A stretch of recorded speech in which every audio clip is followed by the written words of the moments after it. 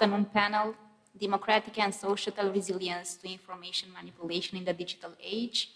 My name is Loredana Vladu. I'm an associate professor at the College of Communication and Public Relations here in Bucharest with a very keen research interest in this area of cognitive resilience, resilience to disinformation. And of course, it is a privilege for me to moderate this discussion, bringing together experts who have been, I believe, at the forefront of understanding how our digital environments shape democracy, trust, and civic resilience. And thank you so much to our speakers for being here. This panel is going to be implemented in parallel because we also have our colleagues from the Republic of Moldova who are online, and they're going to provide meaningful contributions to our discussion. Just to break a bit the ice, before I give the floor to our first speaker, I brought some very intriguing data from the latest Eurobarometer on social media. It was conducted this summer in 2025. And the data is a bit alarming to me. And it goes like this. 66% of citizens use traditional media daily, which is fine. I mean, this is the average that we have been seeing in the past years. But nearly 60% rely on digital sources, primarily social media, to follow current affairs. So this involving political and social topics. Platforms like Facebook, YouTube, and Instagram dominate, yet 1 in 3 users, so 1 in 3 users now also turns to TikTok, particularly among younger audiences, to become informed about everyday issues and current affairs. And of course, this diversification of media consumption comes with both opportunities and risks. And I think that this panel is going to illuminate both perspectives, the opportunities and the risks. We will start by hearing from our first speaker, her perspective, because it's a lady, her perspective on this topic. And I will kindly give the floor to Ms. Ramona Strugariu, who is the director of the National Institute for Justice in the Republic of Moldova. So, Ms. Strugariu, the floor is yours. Okay, then since we are very agile in this panel, it seems we are going to start with Mr. Pavel Popescu, who is the Vice President for the National Authority for Management and Regulation in Communications. So, Mr. Popescu, the floor is yours. Thank you very much. First of all, I would like to thank the ER team for arranging this flagship event, annual flagship event. I congratulate you for the efforts that you're putting all the time into in every year to bring some important topics into discussion. I'm very happy to see that in the audience we have so many youths. I'm impressed. It's so refreshing to see this because you are the new generation and you will understand differently, even more different than I understand the way that the world is working today. Looking at the title in the last days, I realized that I would like to, if I could, it's too late now, but I would like to do an update on it, and I would say that I would like to call it Democratic and Societal Resilience to Information Manipulation in the AI age. Digital age, it's an expired term already. Whenever we want, if we want to accept it or not, digital, it's so old. The AI age, it's an age which brings things that we've never seen before. And in all the conversations and interventions I have, I think I established myself a personal objective, and I think as long as I'm in this institution, we will make it also as an institutional objective to raise the awareness of what's coming in the future.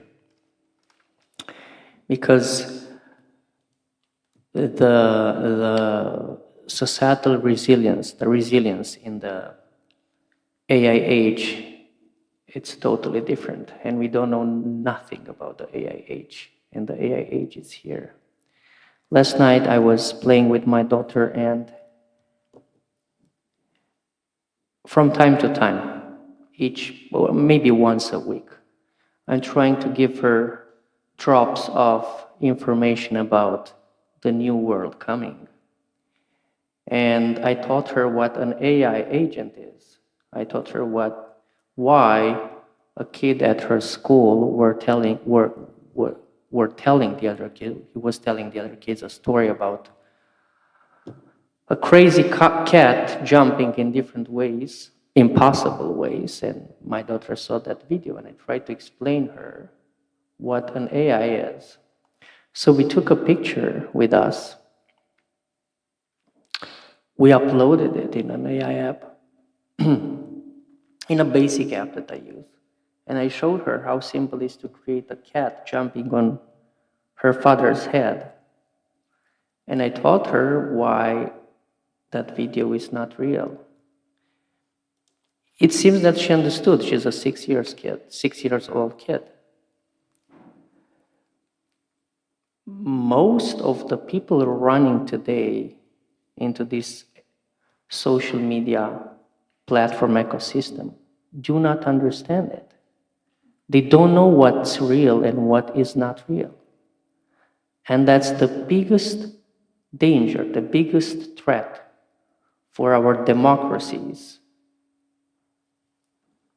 to our resilience, to our any kind of protection as a society, to any information manipulation coming from any type of adversaries.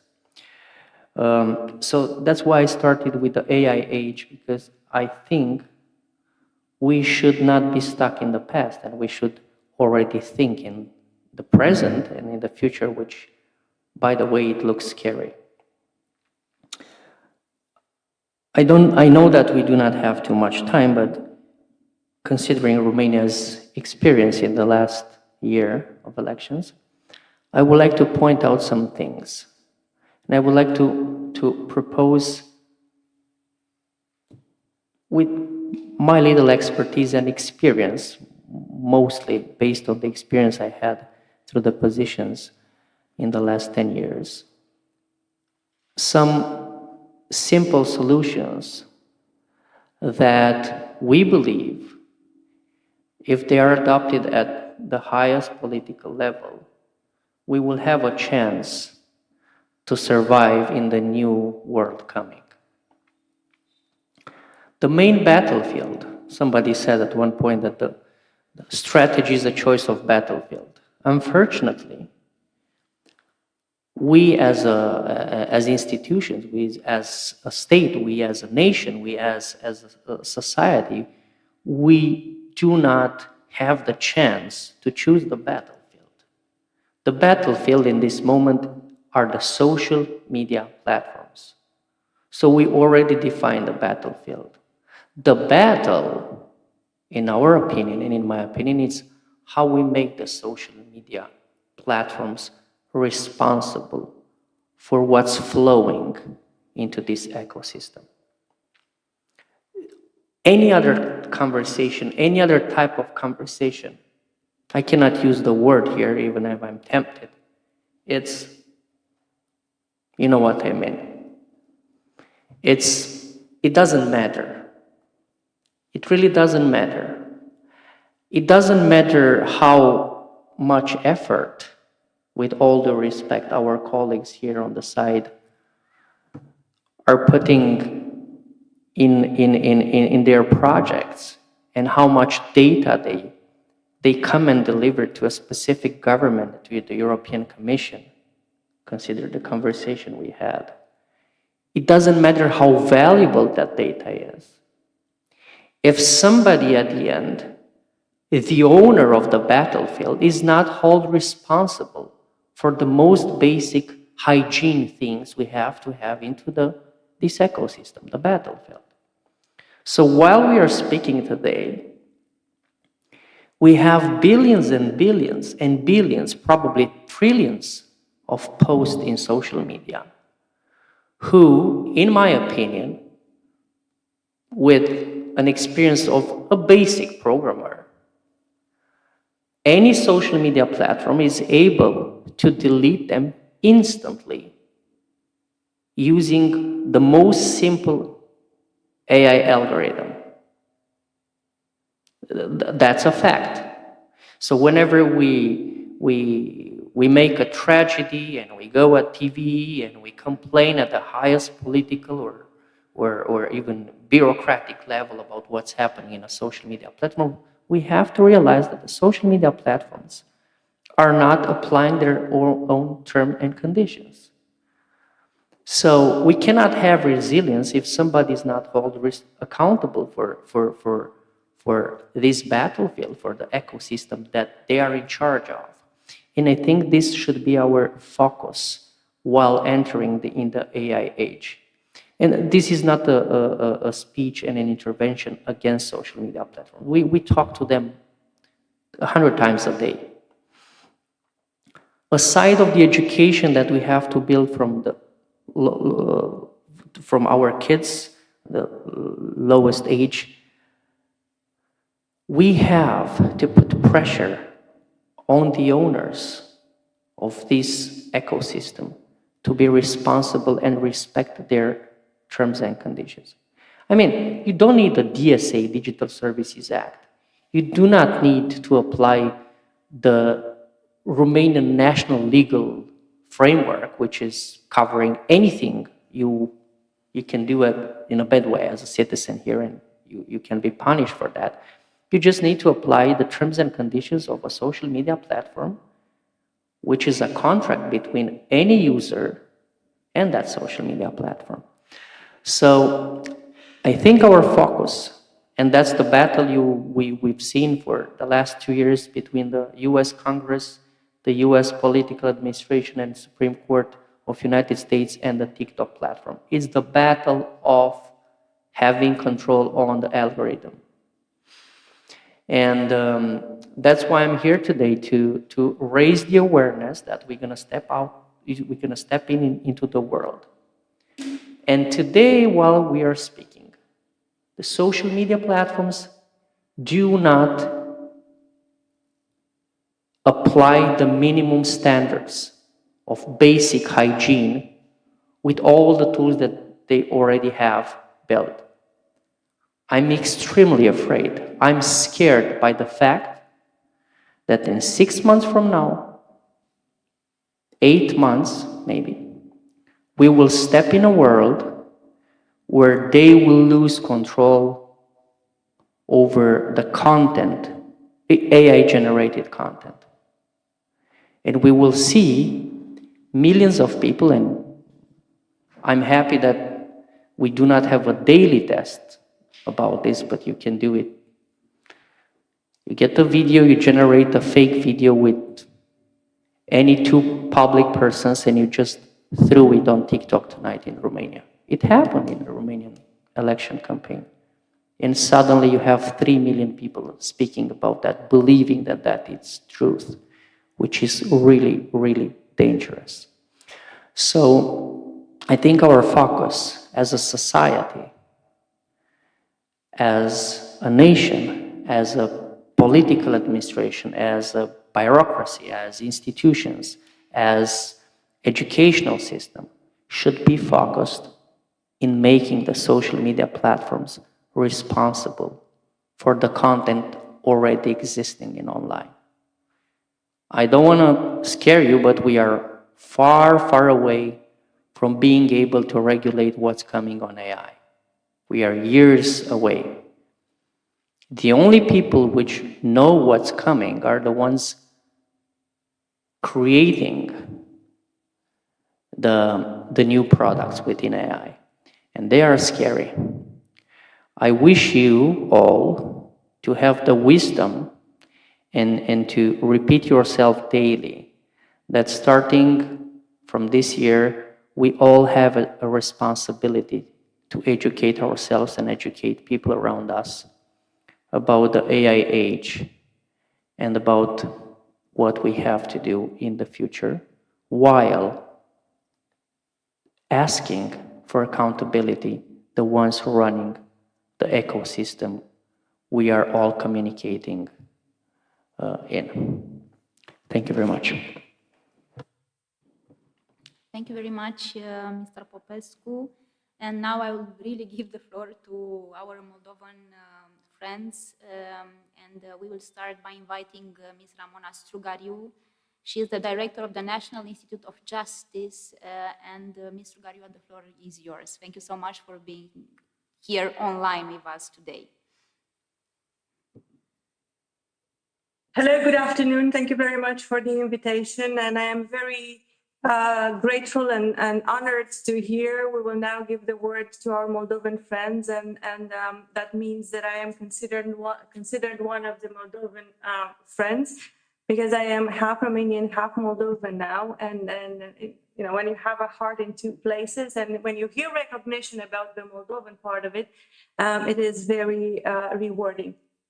I think the topic of the conversation is indeed of the utmost importance, and I would like to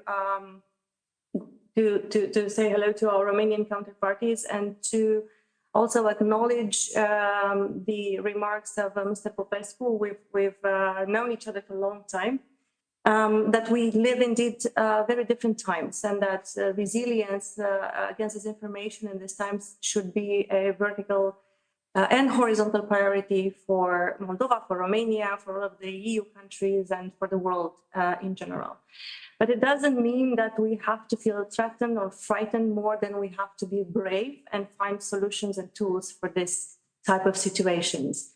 If you remember, when we started in this part of the world to talk more about disinformation, and when the European Union started to address it with the East Stratcom Task Force against disinformation in 2015, you know, that seemed more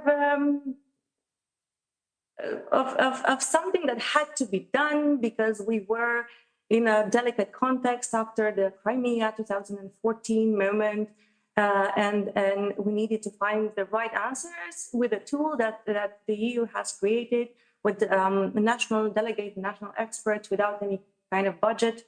There have been 10 years since, and we are now facing indeed a global issue. But in the meantime, it happened that in 2016, cyberspace was declared the domain of operations by NATO at Warsaw, at the Warsaw Forum and the Warsaw Conference. In the meantime, we did have, the European Union has adopted a plan to combat disinformation in 2018. Then we did have a plan for democracy, EU plan for democracy in 2020.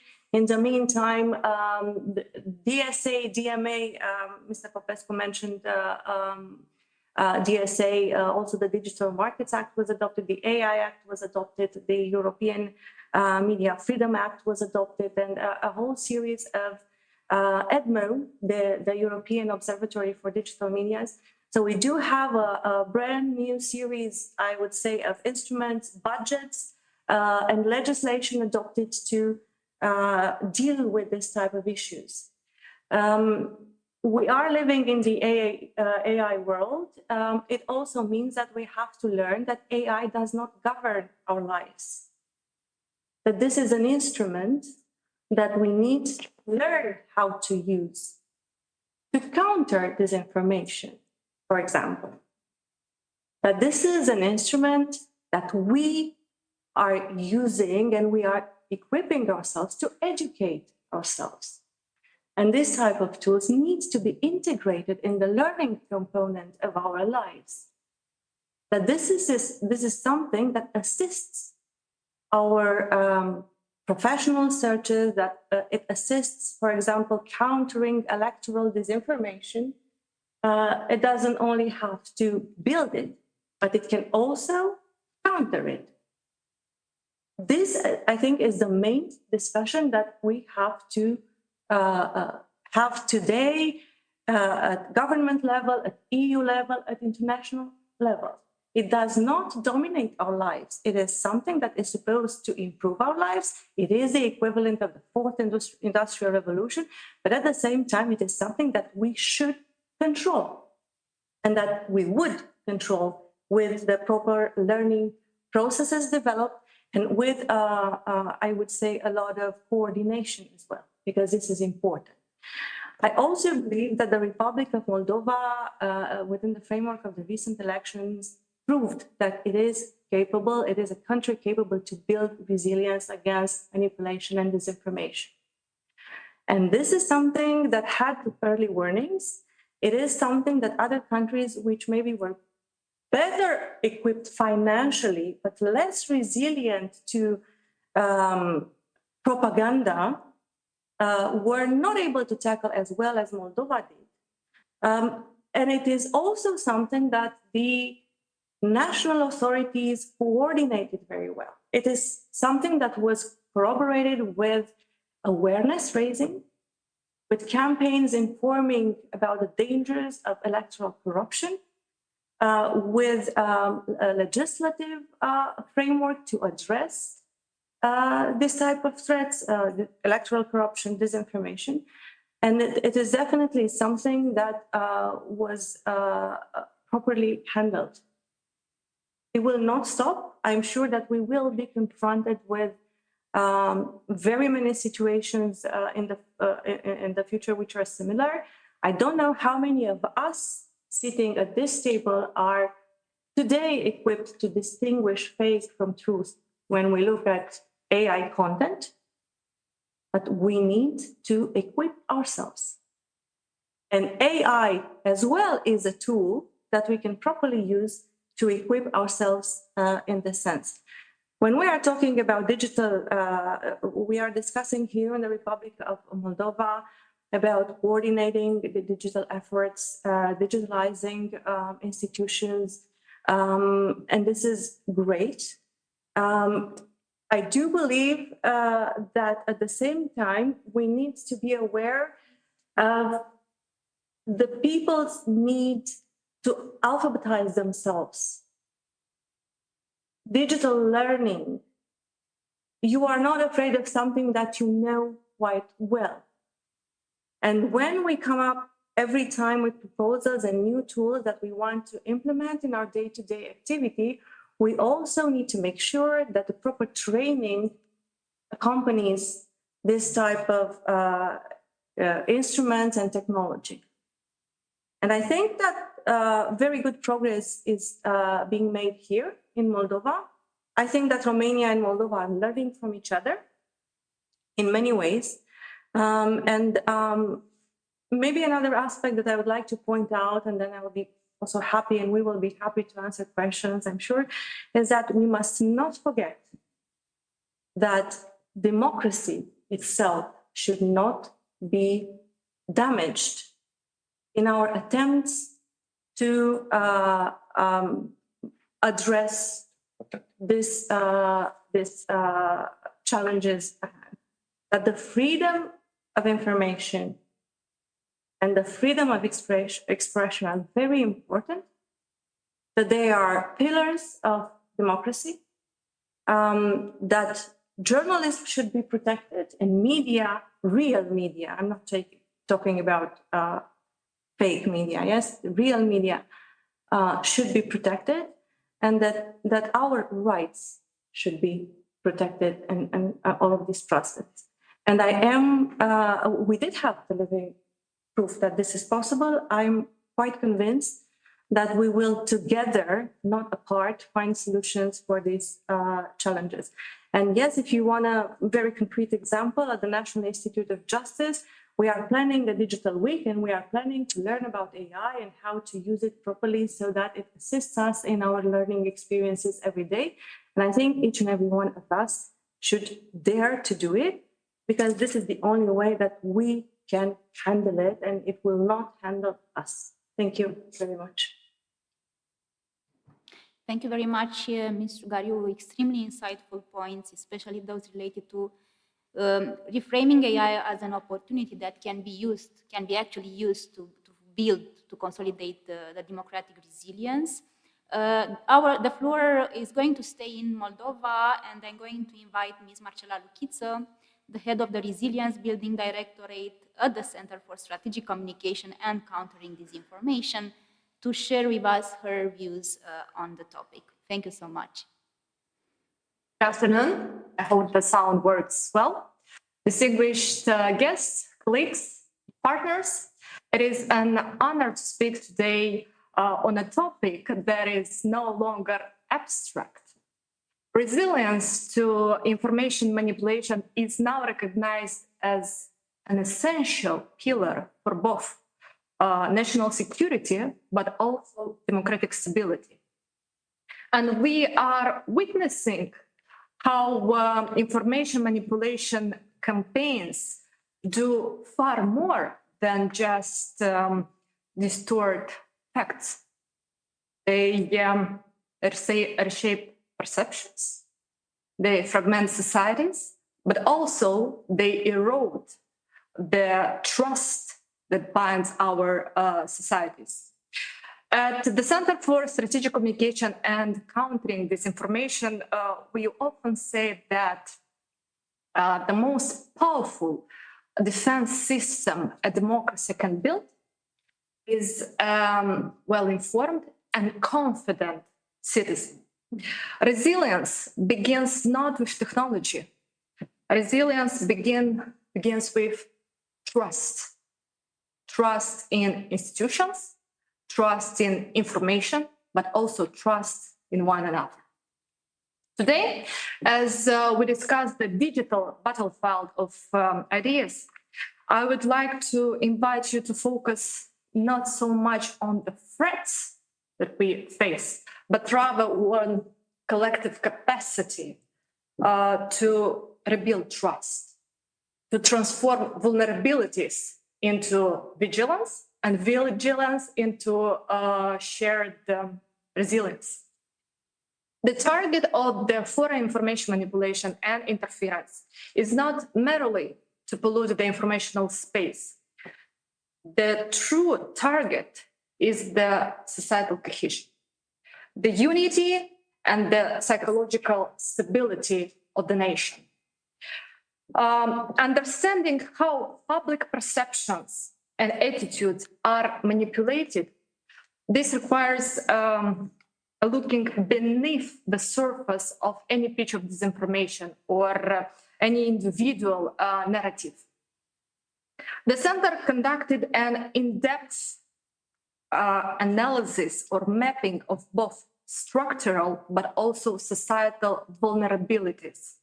So we identified those points, if I can say like that, where disinformation narratives take root and resonate. This work laid the foundation for the development, and I would dare to say, of an innovative tool, that the one we call Informational Resilience Index. This instrument, applied annually, allows us to map or to assess the value profile of the citizen and to monitor the key indicators, such as be it trust, be it sense of security, or the sense of belonging to the country. And the index helps us to understand not exactly what people think, but why they think in the way they do it. Looking deeper, we see that influence operations that target Republic of Moldova are not isolated acts of propaganda. They are rather well-orchestrated campaigns of influence.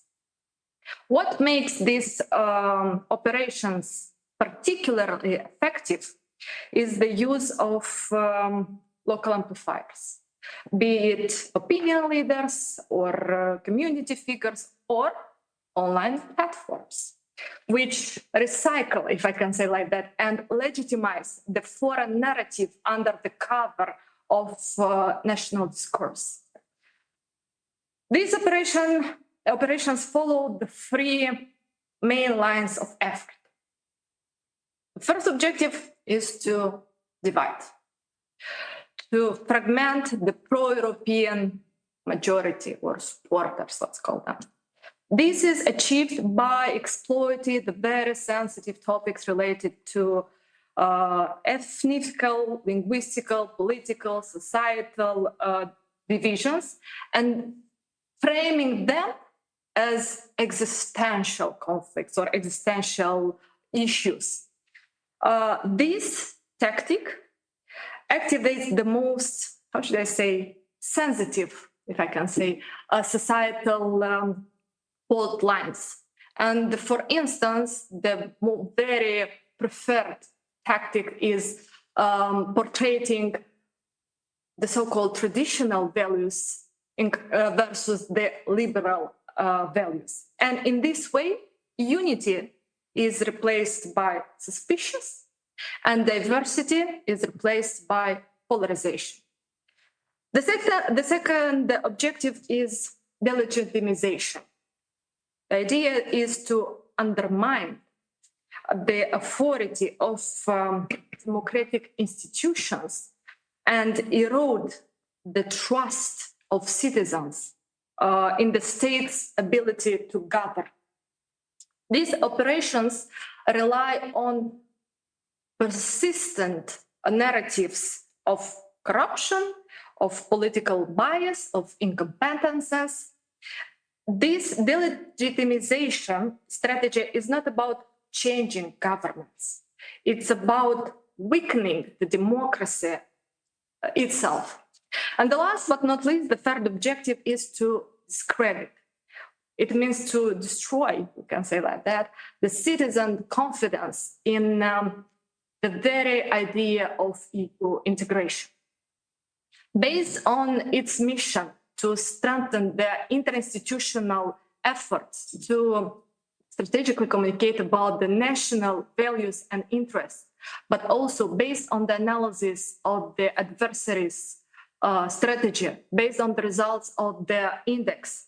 The center elaborates the so-called resilience building guidelines structured around the whole of the society principle. And I'll give you an example. In safeguarding the democratic nature of the parliamentary elections we had 1 month ago, the center developed what we call the 6-pillar approach, which represents a comprehensive framework that translates strategic communication into actionable measures for state institutions, civil society, independent media. This 6-pillar approach included the following elements: capitalization on their nation's strength. So these efforts help build the will to defend and transform belonging into an active commitment to the Republic of Moldova, enhancing a collective resistance, reframing the national traumas, if I can say like that, into a unifying narrative of strength and continuity, building trust in democratic processes, so encouraging civic participation and ensuring transparency in electoral communication. This means informing citizens about the electoral procedures, but also fostering the sense that their vote truly matters. Deterring electoral corruption, exposing adversary intention, and last but not least, strengthening the trust into state and law. From the very first day of its establishment, the center embraced, as I mentioned before, the whole of the society principle or approach. And the 2 years of activity or operation have proven that this approach is not an alternative, it is a must.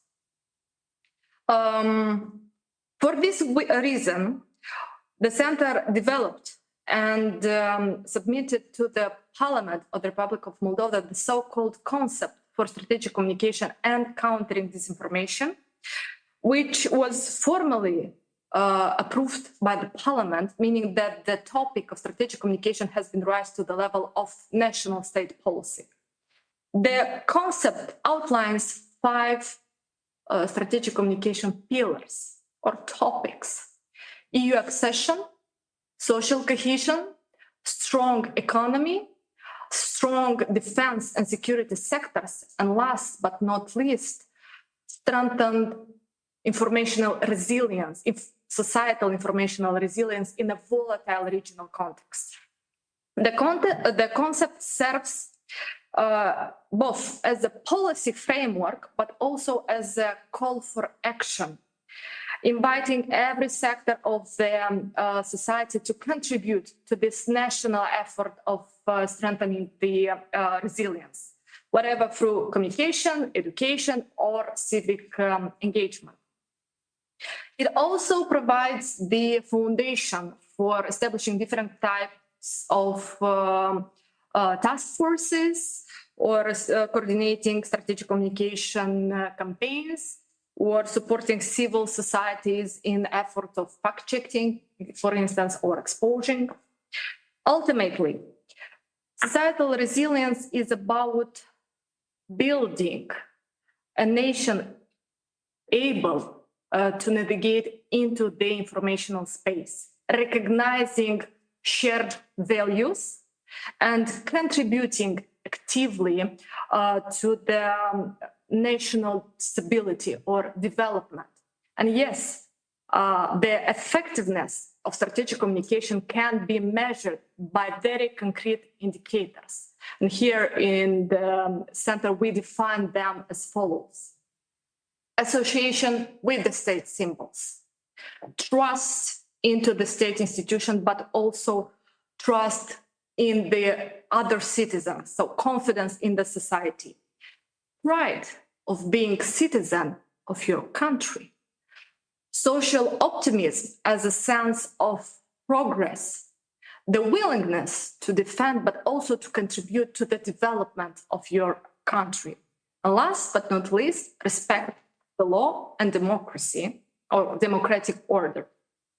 In conclusion, the resilience of a democracy is not defined by the lack or absence of information manipulation, but by the society's ability to withstand and be better, be stronger. And this ability comes from trust, education, and unity of purpose.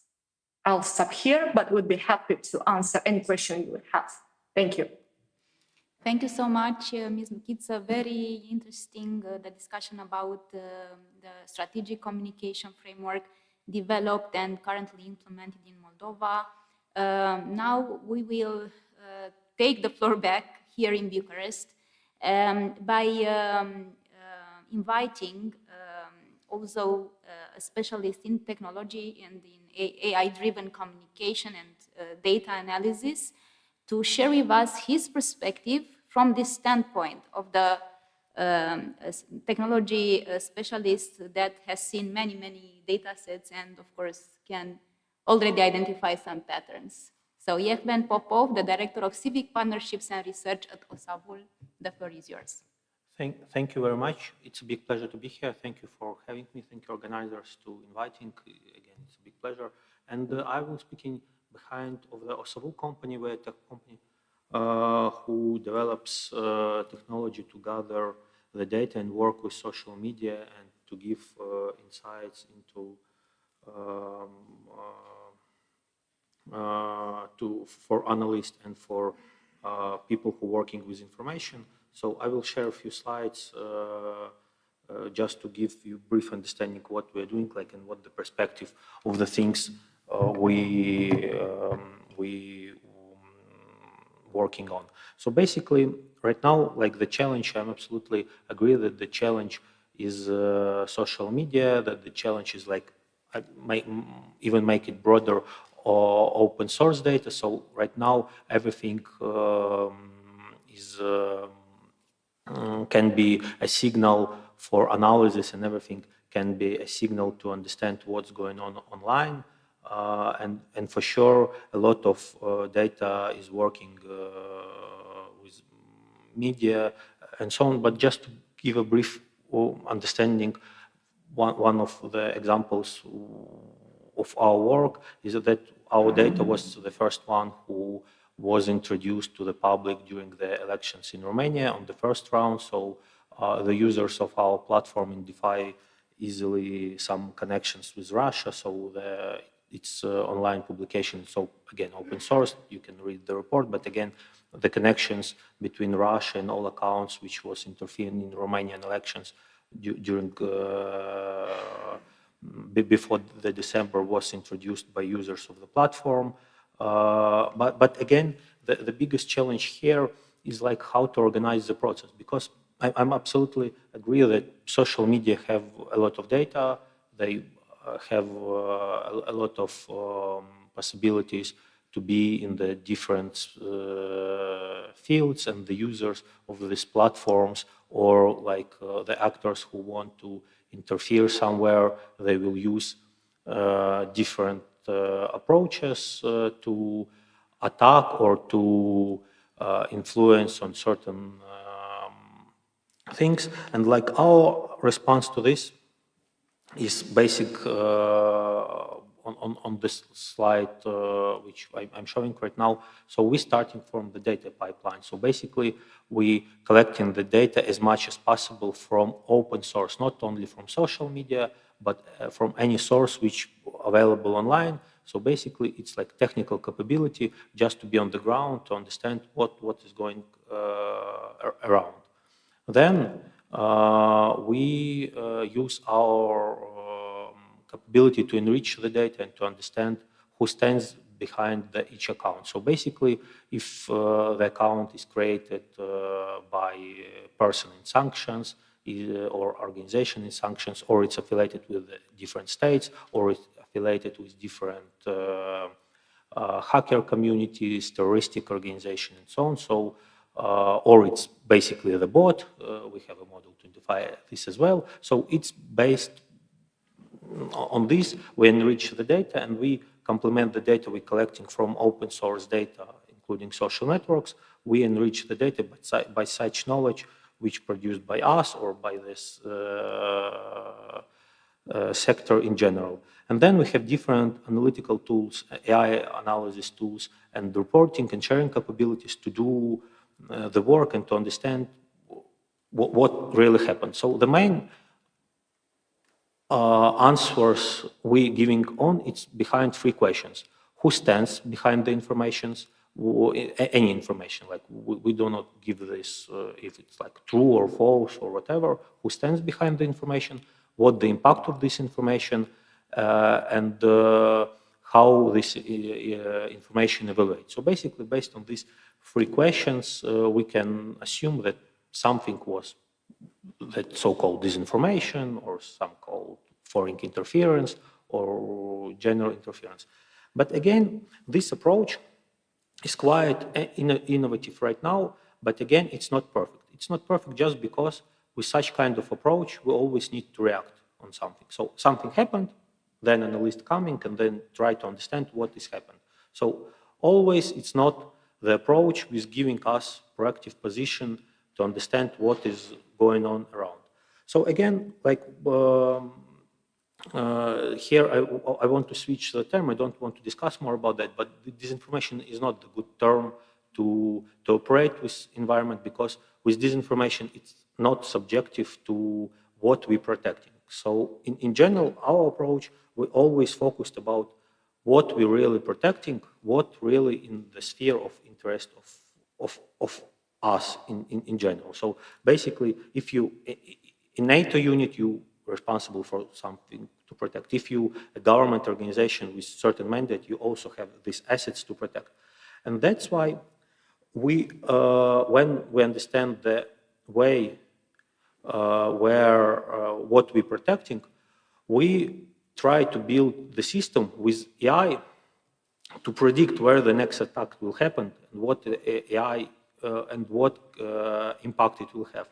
So basically, if we see right now the 80% of signals can be gathered from open source,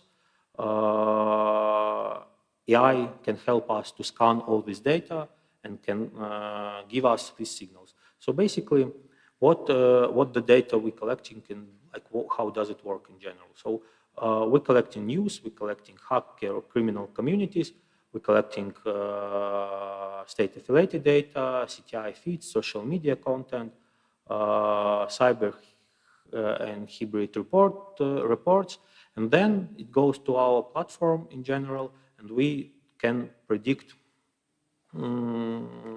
signals.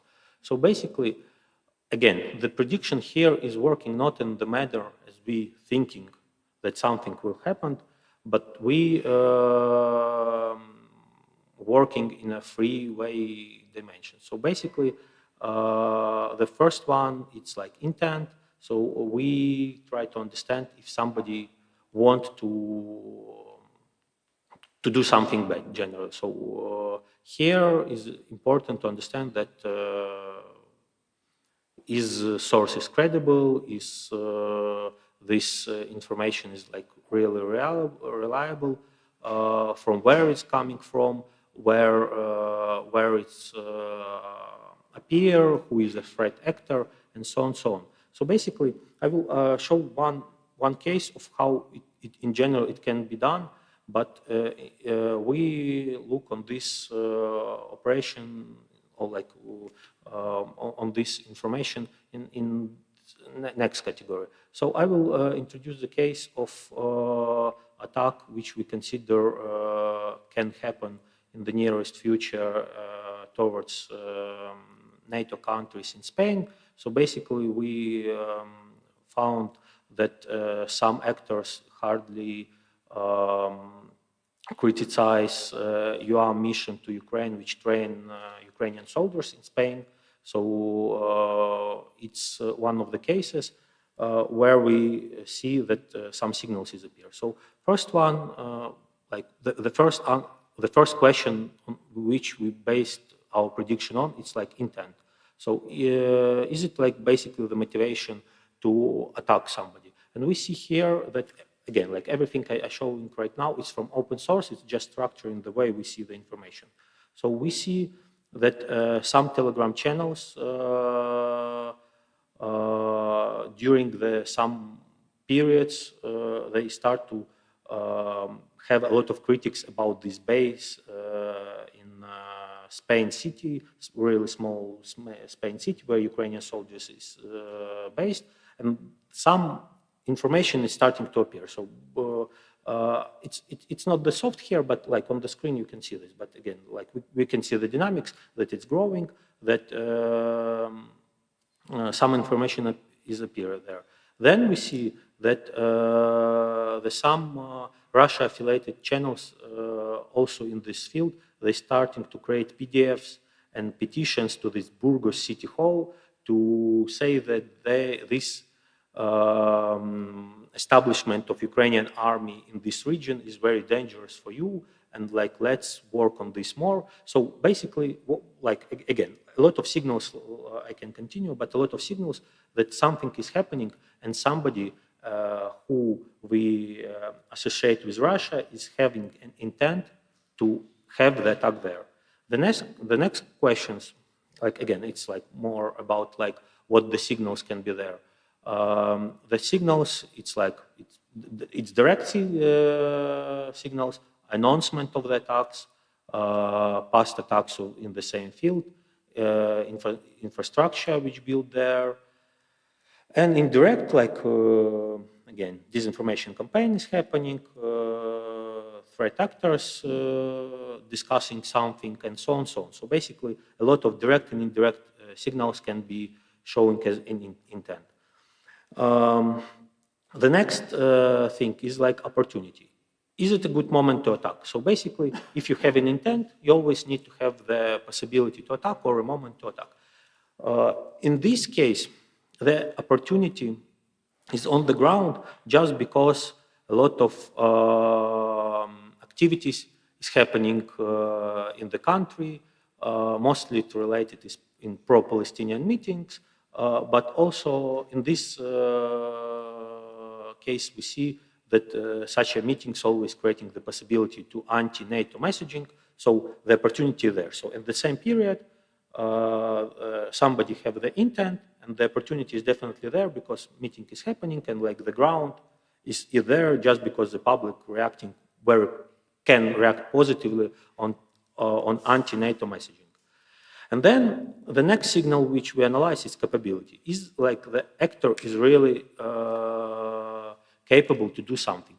Again, sometimes it's hacker community, sometimes it's disinformation actors who have some backgrounds, sometimes it's actors who already have some influence somewhere. So again, everything is going from the public analysis or like or analytical capabilities.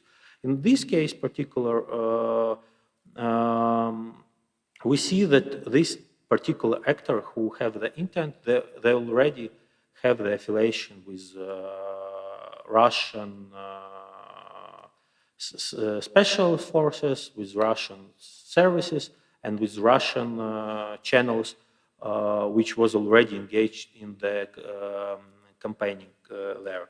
So basically, it's like the 3 key ways: intent, capability, and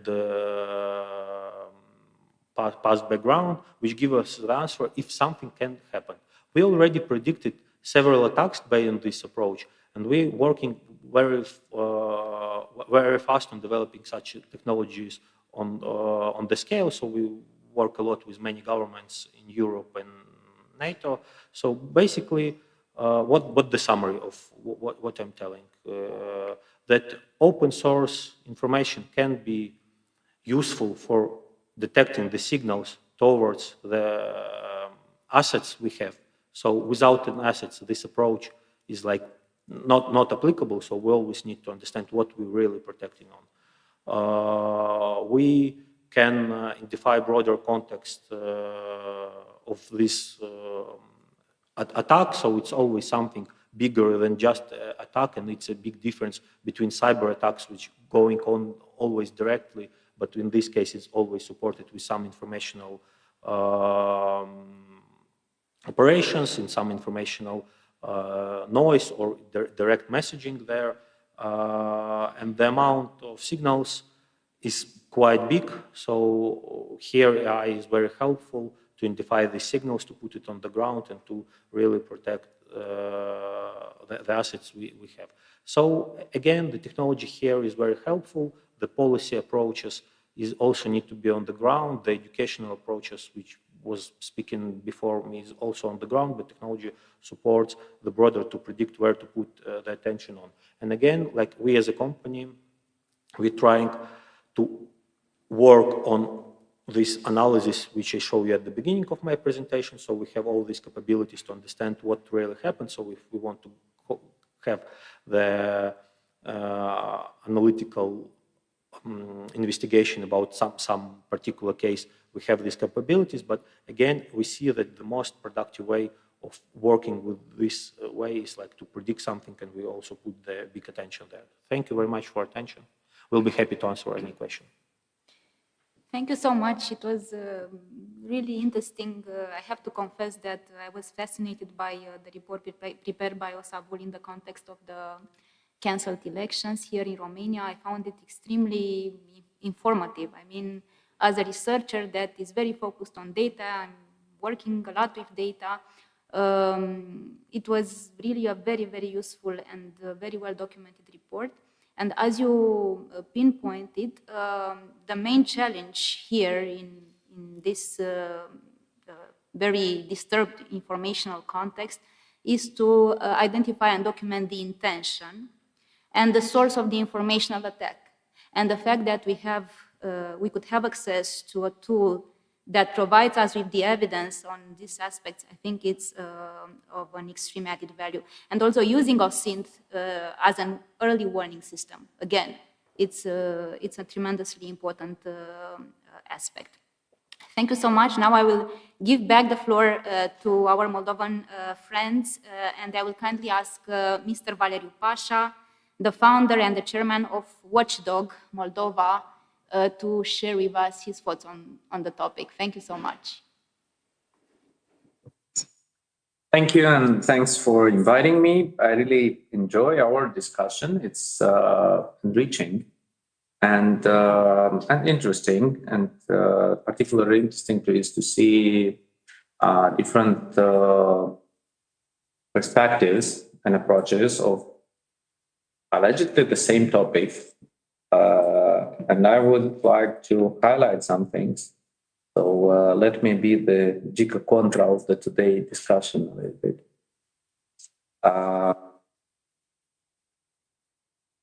I would start with some remarks on the first speech of Mr. Popescu, which I really enjoyed. But I'd like to challenge some statements or conclusions because I consider it's important. It's very important how do we define issues. Otherwise, I think we have the risk of participating in the wrong match or in the wrong battle.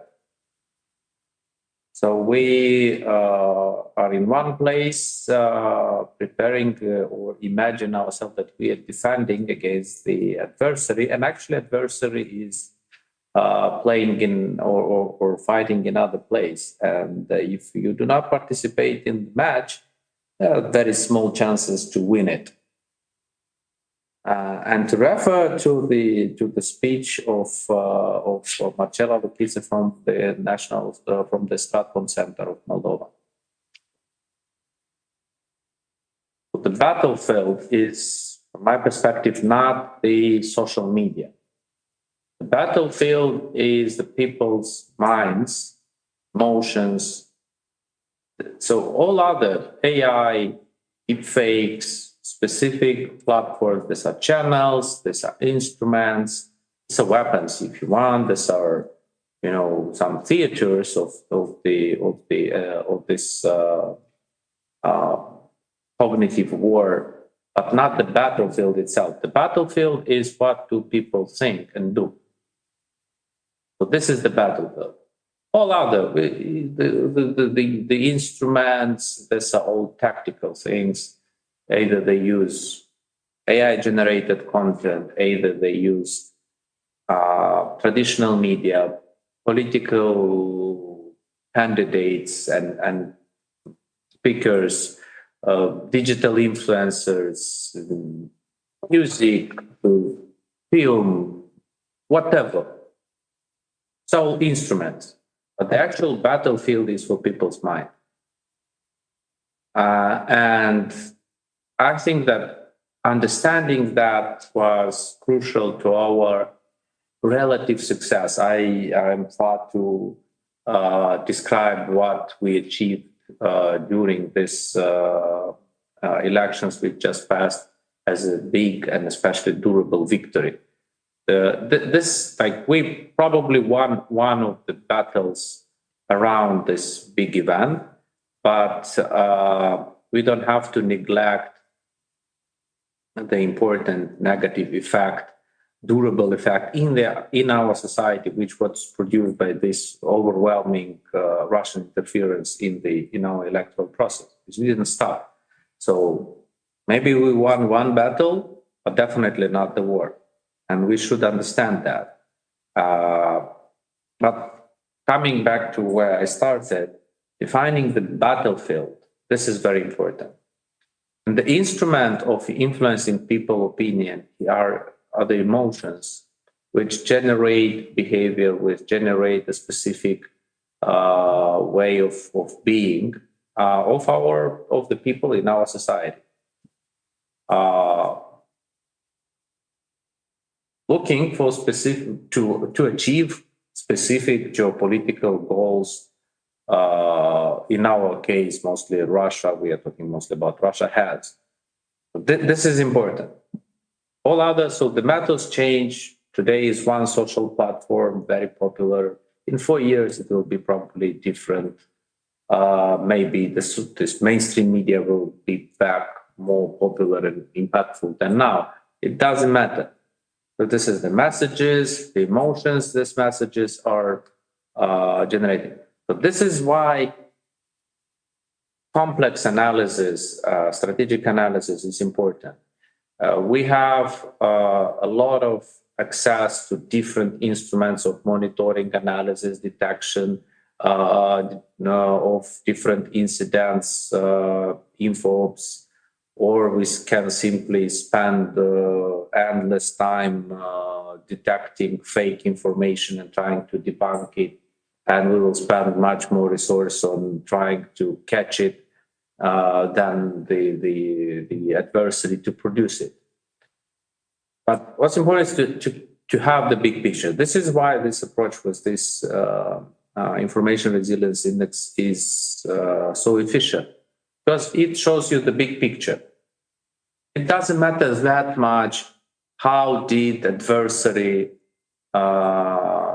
manage to produce some changes in our society. It's important to know what are those changes.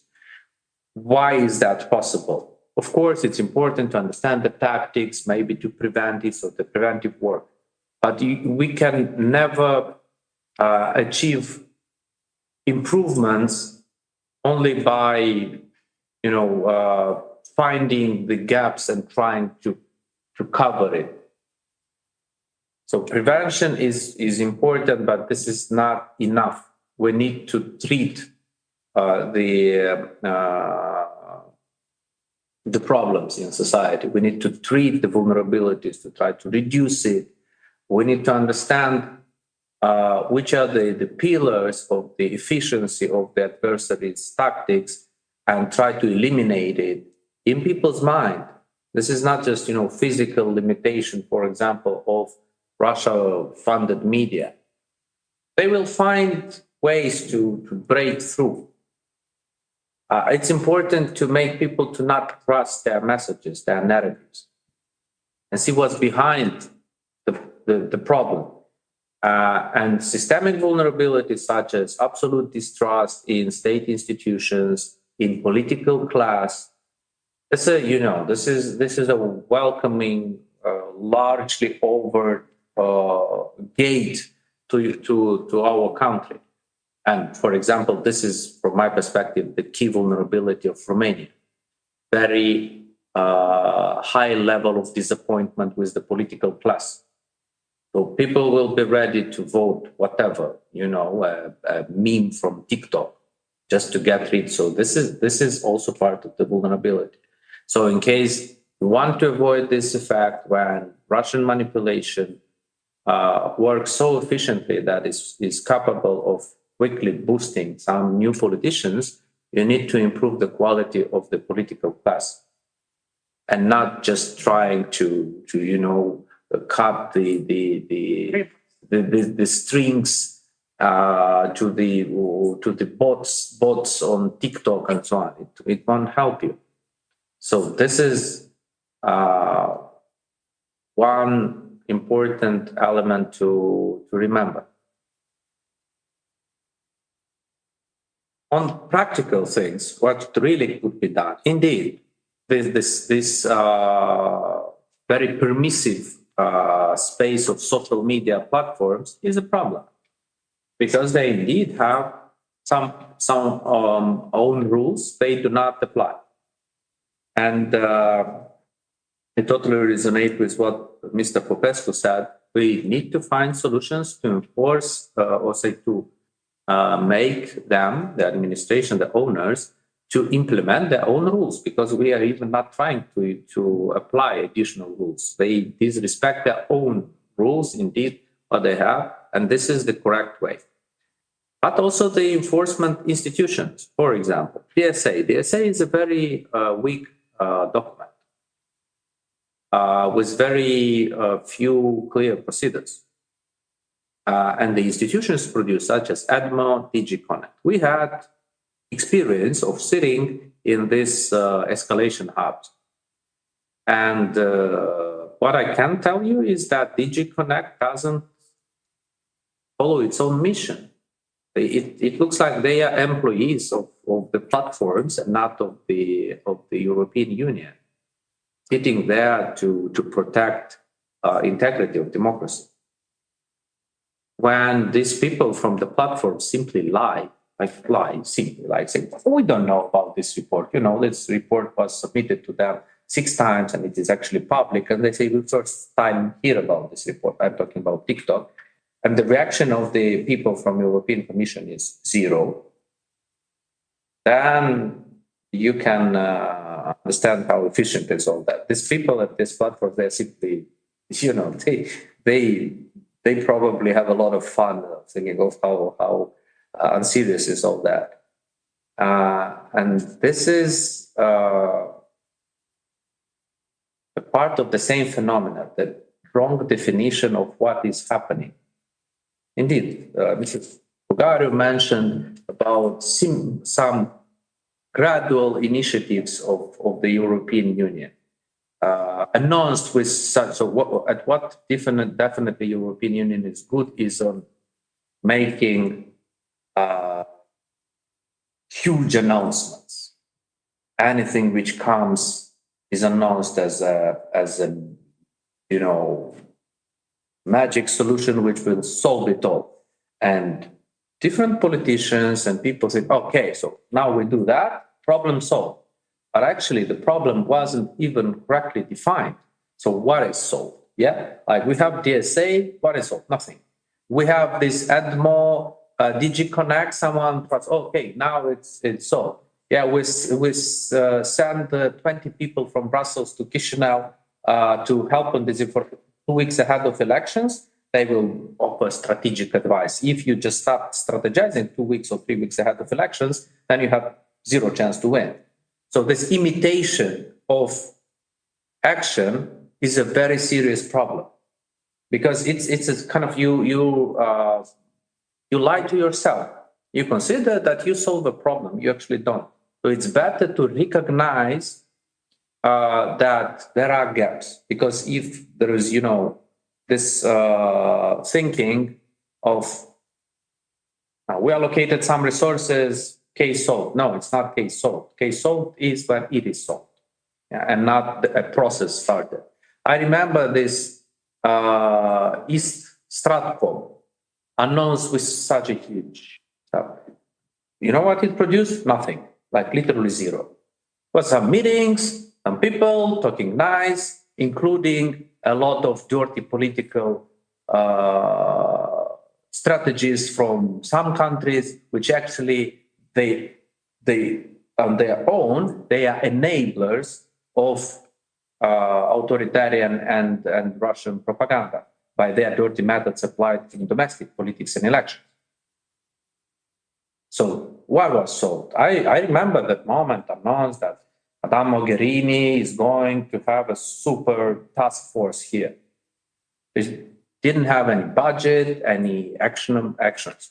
So this is the most important point, to recognize the problem, to define it properly, that this is about people's mind, and start acting in that direction. Otherwise, it won't repeat. Now, everyone is talking about the magic of Moldovan case. Indeed, Moldova is a small country with very limited resources, which, by surprise, comparative to other countries better equipped from the financial perspective, resisted this unprecedented Russian interference in elections. But when I hear about better coordination between authorities, I, as an active observer, can say that the coordination of authorities on communication was awful. Many institutions didn't do a great job on communicating, on pre-banking and so on. Why we succeeded is that very many institutions, NGOs, media, and so on did what a lot of things. Efficient, less efficient, but it was a lot. So that was a huge collective effort, which doesn't mean that this effort was well coordinated. I disagree here. But it was a lot. It was a focus of very many people. I repeat, civil society, independent media, investigative media, and the authorities to raise awareness about the whole phenomenon. So people were aware of the fact that this interference exists, it is dangerous, let's resist it. So this is where the whole of society approach worked. But it doesn't matter, it doesn't mean that it was very well organized. No, absolutely not. So I repeat, I think that our state authorities, in many cases, did a limited job. I appreciate the work of police and partially prosecutors on exposing the illegal financing. That was a very important thing. A little bit of high-level political figures talking about this danger and presenting it, giving at least a complete story. Russia meddles, why it's important, because actually we can lose our sovereignty and this is what may happen to. So this is the actual threat. So that people understood that this interference really threatens our sovereignty and our next well-being and peace. But it doesn't mean that it was made to best in the best way possible. So, and now, of course, like we have plenty of conferences, invitations, whatever. I'm looking for people who come to discuss. Today and tomorrow, we have a huge international conference here in Chișinău with people from all around Europe and Eurasia region. They will have panels, and I am looking on people who are going to discuss Moldova case. I first time hear the names of the people. So people are talking about how Moldova resisted without having a clue about that. And this is another, I would say, danger related specifically to Moldova, that everyone will present how Moldova succeeded, and that will be a fake story, because people who have no idea what happened will go and present their version of events. I unfortunately saw some quotes from reports which gone around institutions in Brussels about why Moldova managed to resist. And the highlights are fakes. For example, how important was the EU PM mission to counter disinformation? EU PM mission did nothing on countering disinformation. They did a tremendous work on border and on cyber. They really helped. On disinfo, nothing, because they even do not have the expertise on that in-house. So the big threat in responding efficiently is the wrong definition of the problems, is this self-lying and relying on institutional inertions and the people who just want to prove their existence by faking reports about what they do. Sorry for this not very well structured intervention. No need to feel sorry about anything, because your discourse was really very interesting. And I think that the key takeaway is that this fight for the people's minds should not be treated as a soft aspect, because many times when we hear about people's minds, we are tempted to say, okay, this is a soft aspect, it is linked to something else, it is on top of something else. But also based on our research, this is actually belonging to the hard things, the hard aspects that really influence our resilience to all kinds of attacks. So the fact that the tanks are not coming, this doesn't mean that we are at peace, briefly put. Now, we will keep the discussion going there in Moldova, and I will invite the last speaker from there, Ms. Sanda Sandu, a security expert at the Konrad Adenauer Foundation. So Ms. Sandu, the floor is yours. Thank you so much for being here with us. Bună ziua. Hello, thank you so much. It's an honor to be here, and I can say quite challenging to speak after Valeriu Pașa's remarks, as always, but this is not the first time, so I'll try to indulge myself in this speech today, and thank you for the opportunity to be here. I would like to do a very short overview of the last couple of years and the external interference, the Russian interference in the Republic of Moldova, looking into the hybrid threats that Republic of Moldova faced. And we can say that these things has happened since the independence. It became much more aggressively after the annexation of Crimea in 2014. Also a time when we were speaking a lot about the hybrid threats, about psyops, about necessity to have more resilience in the information space. In a way, we are happy that things evolved in the last couple of years, although it took a while to get here and to have this kind of discussions.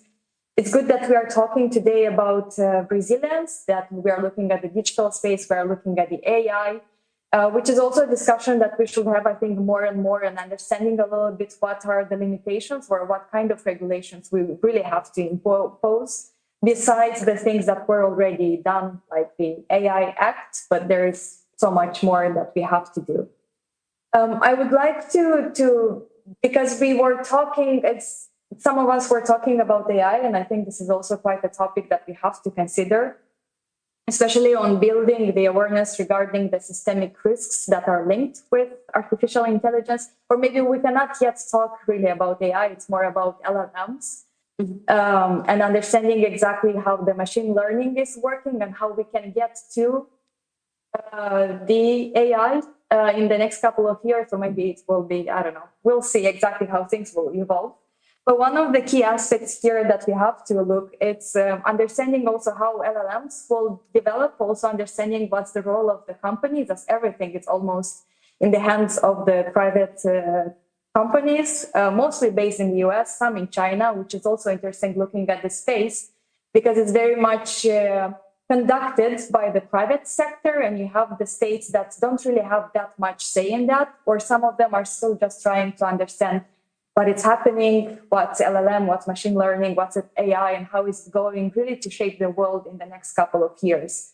Because many of us already are living in the digital space, right? Like so many hours we are looking at the laptop, at the telephone, and we are really right now in between two worlds. But I would say as our minds, as our hearts are more into the digital world, probably that's where we are mostly present, and that's how really shaping and affecting the way we are thinking as perceptions becomes reality. That's really like the target right now. I think one of the challenges that we are seeing right now that is coming a little bit from the tech and from the private sector, it's the challenge that a lot of because mostly LLMs, they are learning by looking at the content that was created by humans, by all the books, looking at Wikipedia, all the articles that were written. I think one of the challenges that a lot of people are talking right now is that probably soon LLMs are going to hit a wall because there will not be that much human content created. If we're looking at the articles right now, so much is created by ChatGPT, like a lot of LLM content. You have articles and you already can see the bullet points and the way it's created, that it's not really a human created content. And probably that's going to be one of the challenges in the future, how much content we have created by humans, by all of us, by our brilliant minds that we are having, which maybe we don't even know 100% how our mind and brain is working. But it's good to see a little bit the limitations of what we are talking about, LLMs and AIs, and how is that going to shape the security in the next couple of years, but also getting a little bit back to the resilience aspect. And resilience is composed of three main pillars. We are looking at the preparation, at the response, and also at the recovery and transformation.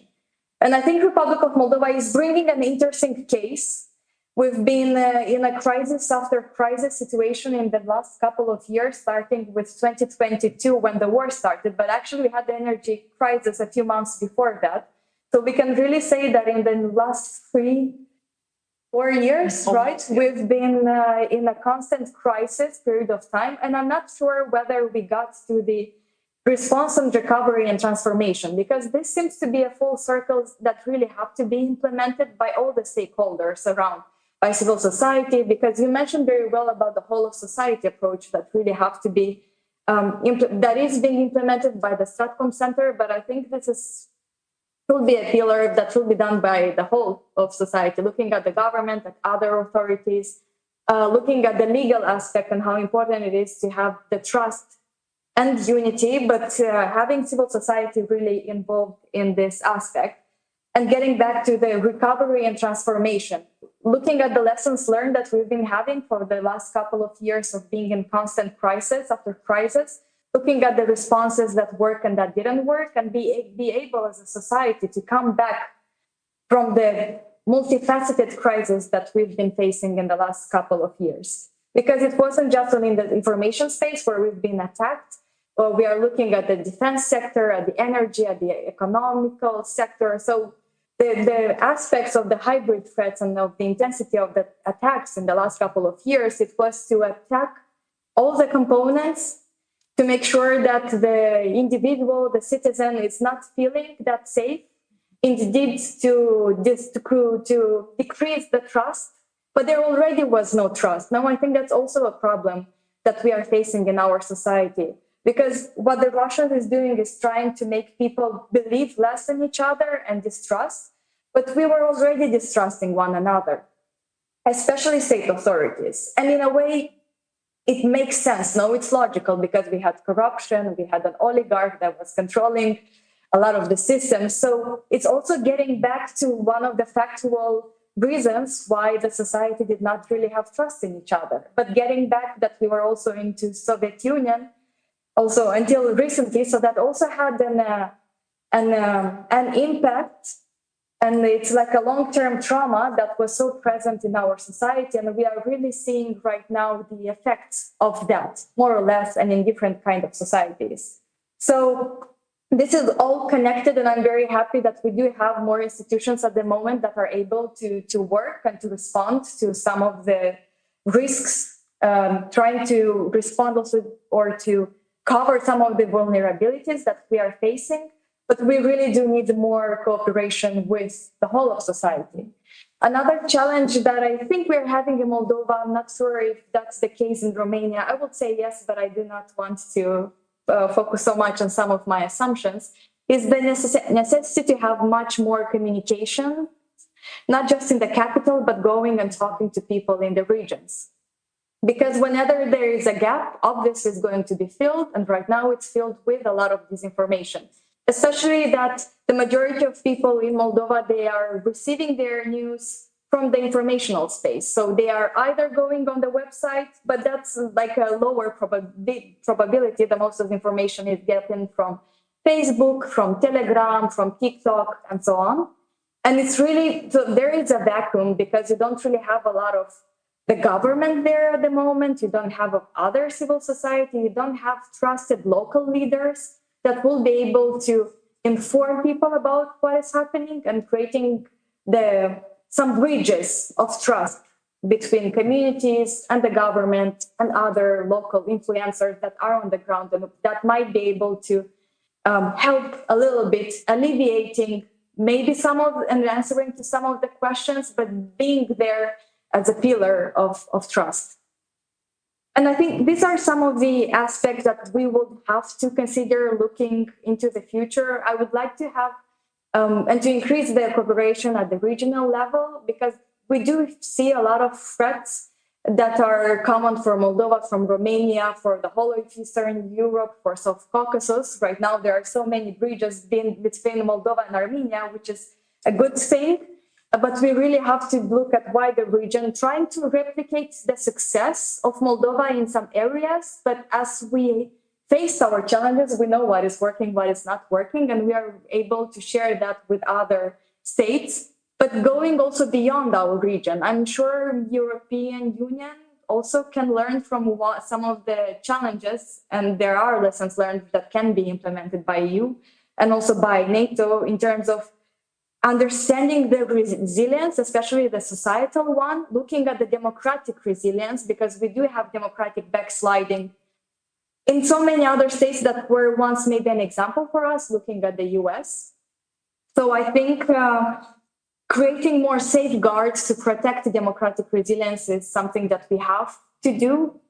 And an aspect here and a key, I think, success story will be strengthening the cooperation between many of us, between researchers, between academia, civil society, and private sector. I'm also happy to see Yevgen from OSAVU.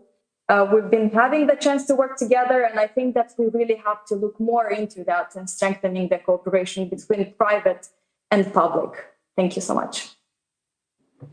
Thank you so much, Ms. Sandu. It was very instructive to see this lens of the whole of society approach, which is essential, I believe, in building resilience, not only at the national, but also the regional level, as you emphasized. Thank you so much. Now, we are back in Bucharest, and I will invite Mr. Georgiashvili. I hope I spelled correctly your name. He is the board member at European Center for Resilience and Democracy and founder of Cyber Trust. And very interestingly, he is the former director of IT infrastructure and cybersecurity at the Central Election Commission of Georgia.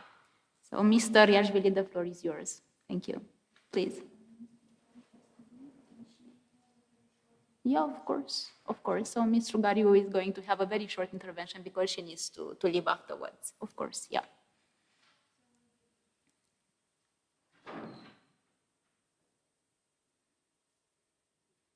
Step in now or right afterwards?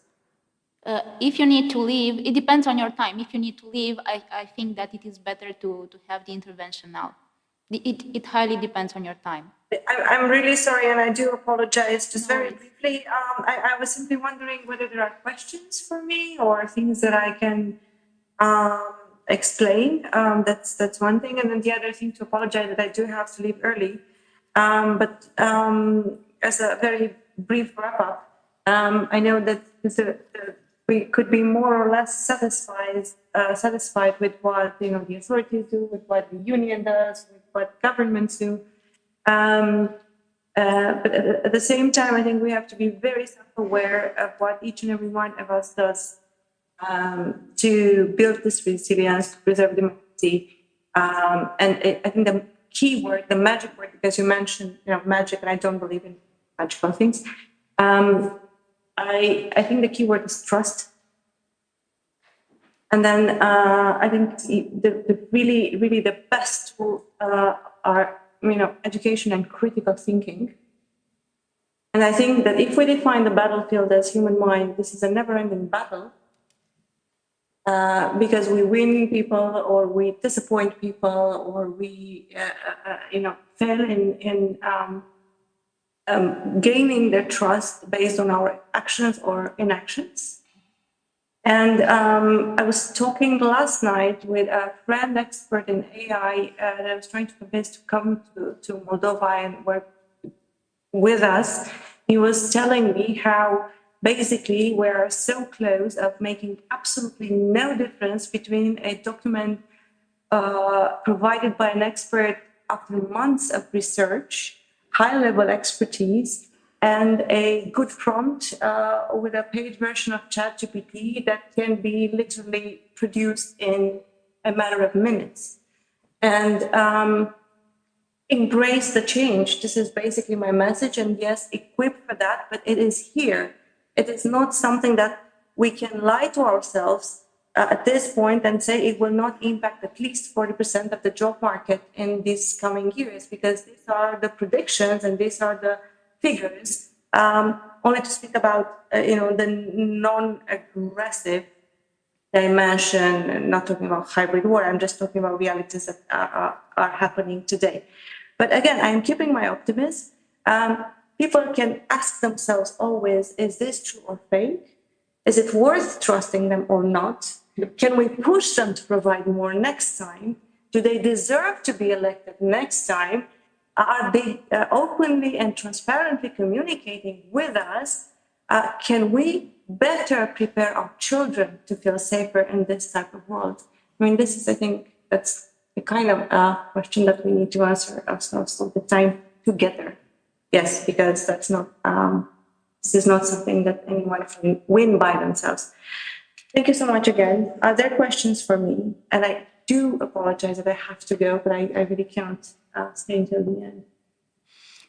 Thank you so much, Mr. Gariu. It was an honor. And if there are any questions for Mr. Gariu, we could open a very short Q&A session now before inviting Mr.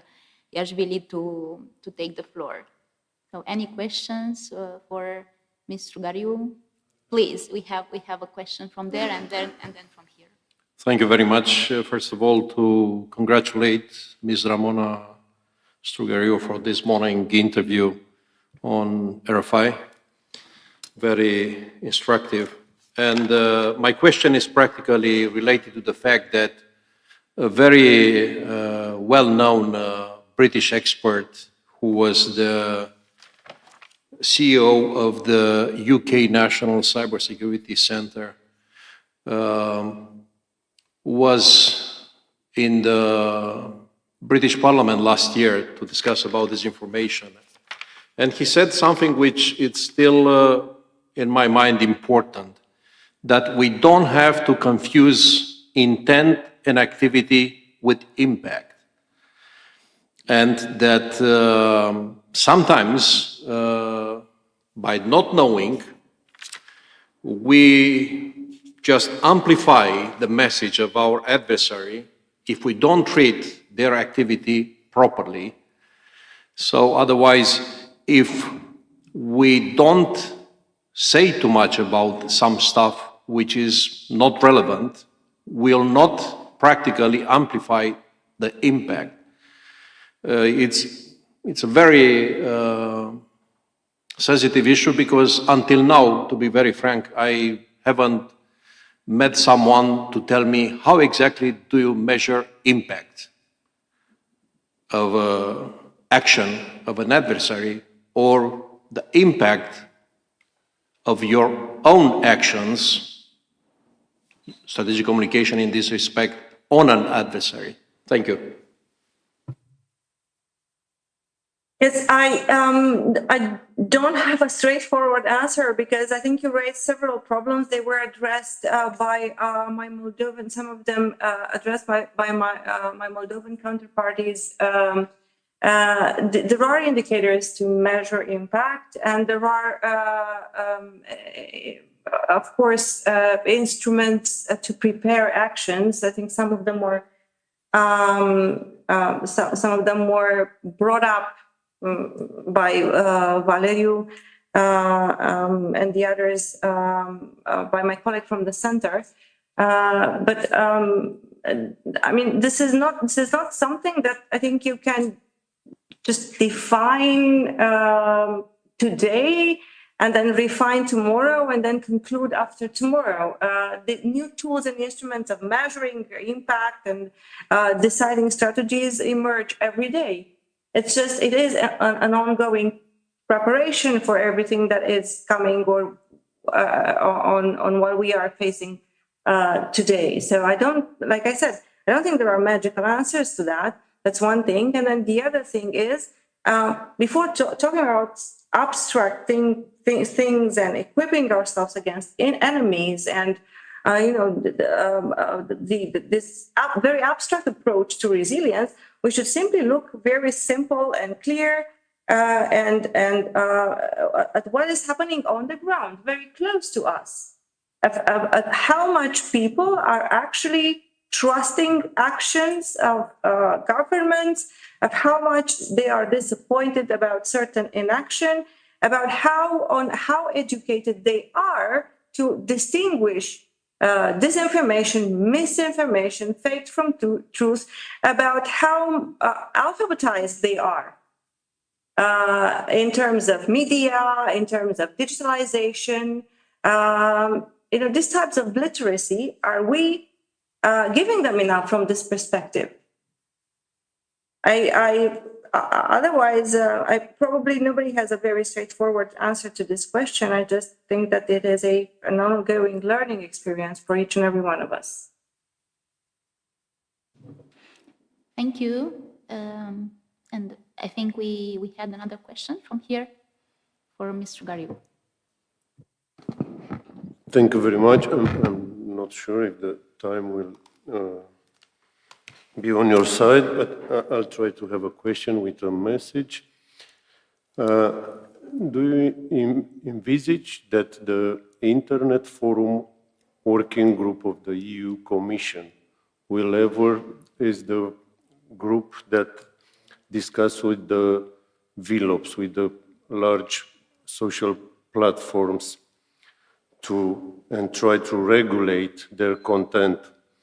Do you think that the EU Commission will manage to add FIMI along terrorist content online, migrant smuggling, child abuse, as for the social platforms to develop automatic AI-driven system to prevent this activity on their platform? Thank you. I don't know. I think I think this is something that should be definitely discussed with the EU Commission. I'm not able to directly reply to this question, but in terms of countering AI, countering sexual abuse online, in terms of and sexual abuse against children, in terms of regulating, even in this type of very sensitive areas, you probably know as well as I do that this has been a very sharp debate. That was not the debate of the Commission. It was a debate of the member states during negotiations on each and every piece of regulation addressing these issues, as well as countering disinformation, as well as regulating platforms, as well as banning or removing online content. So this is primarily something that is the decision of the member states and the compromise that they reach within negotiations before being a discussion about the Commission. This is my point of view with all of the experience that I have gathered in the field. Thank you so much, Mr. Gariu. And also I would like to thank our participants for the questions. And now, last but not least, Mr. Iashvili, please, the floor is finally yours. Thank you.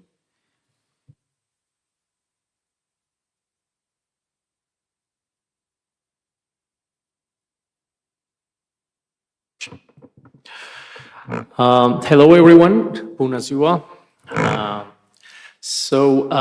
My name is Gheorghe Iashvili, and I'll just briefly say about the European Center for Resilience and Democracy. That's a very recent initiative and a very, how to say, the young team, but very experienced in terms of the fighting and addressing hybrid threats, specifically within the regions of the Eastern Europe, Eastern Partnership countries, Western Balkans, and so on. So we are based in Leiden, Netherlands, and our main activities are the cyber, hybrid, FIMI, research, comparative analysis, and providing these solutions in this regard. So that's something in a very, very nutshell. But now I want to resume the actually all of the participants from here, as well as the recall the very interesting ones from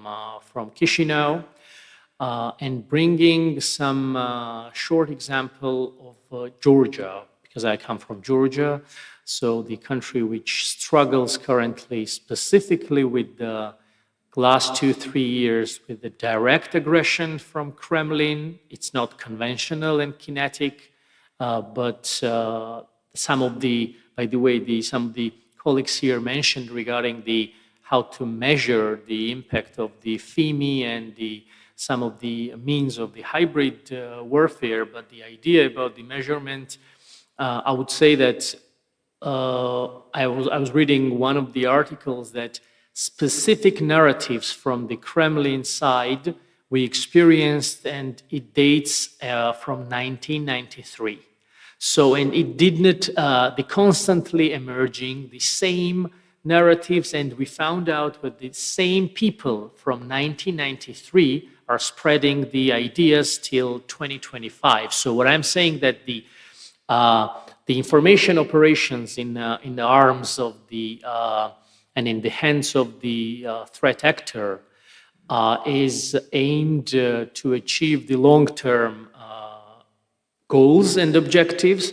Whenever the cyber things are more short-term objectives, like attacking the critical infrastructure, of course, the short-term means like days, weeks, months, or a bit year maybe, how much time it's needed to recover from some attack. But within the information operations, we've seen that the decades are for the getting the objective and the achieving the goal for the malign actors. So that's why the measurement part is super hard in these terms, because we can't predict and we can't say that the information warfare started or information warfare ended there. Specifically on the Georgian example, of course, these special narratives like change and modified, but there are different things which we still have ongoing one.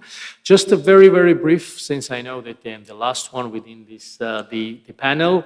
So we were talking about, and our distinguished panelists were talking about the whole of society approach. Of course, that's a very, very good one, and the most the smart way, and also I think the only way to tackle the specific threats when it comes to the information, misinformation, disinformation, or in combined, as we call, the information operations to address them. But on the other hand, just to bringing that what's happening in Georgia, like this challenge has a very specific shape, because we have a whole of society approach, but except of the government. Because the government is on the other side, and the government amplifies, firstly, the Kremlin narratives. That's the one thing. And the second one is they add on the things which are only local things. And I'm not sure that Kremlin is interested on specific details, how their policies written in the FSB's 5th or 6th unit transposed in the Georgian reality. But what I'm saying that the whole of society approach minus government, everyone minus government, what we have in Georgia now. So what was the last 2-3 years development? That the narratives which amplified by the Georgian officials exploited identity, faith, fear, specifically after 2022, after the massive and the invasion, this massive invasion from Kremlin to Ukraine. The main narrative was about getting the West, and collective West, so-called, West is arguing and demanding from Georgian government to open the second front against Russian Federation.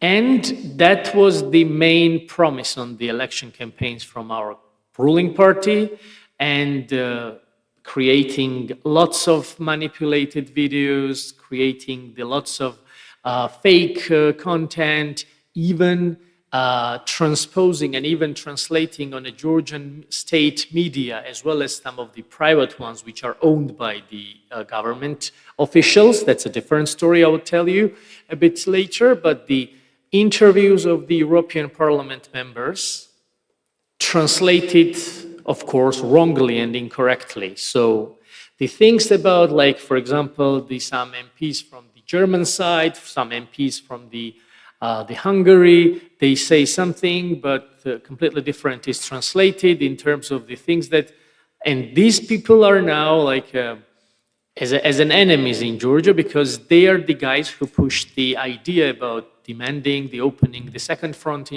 against Russia and so on. And all the things, because now, 2 days ago, the European Commission issued the report about the enlargement and all the negative things which Georgia deserved, unfortunately to me and my people. But the most interesting argument from the government side is that because now they are kind of treating us, the European Union is treating us because we didn't open the second front against Russia. And what's most important now about the media and spreading. So we talked about the AI, we talked about the advanced things, language models and machine learning and using the TikTok as well as the Romanian example and so on, how to manipulate and how to form the people's kind of the mindset and so on. But the main thing, what happens before that even. So I just want to take your attention to the thing that in Georgia, it doesn't start this year or 2-3 years. Since 2012, when the government was changed, from like 2-3 main or small activities happened during the year and which society ignored and which society didn't pay attention.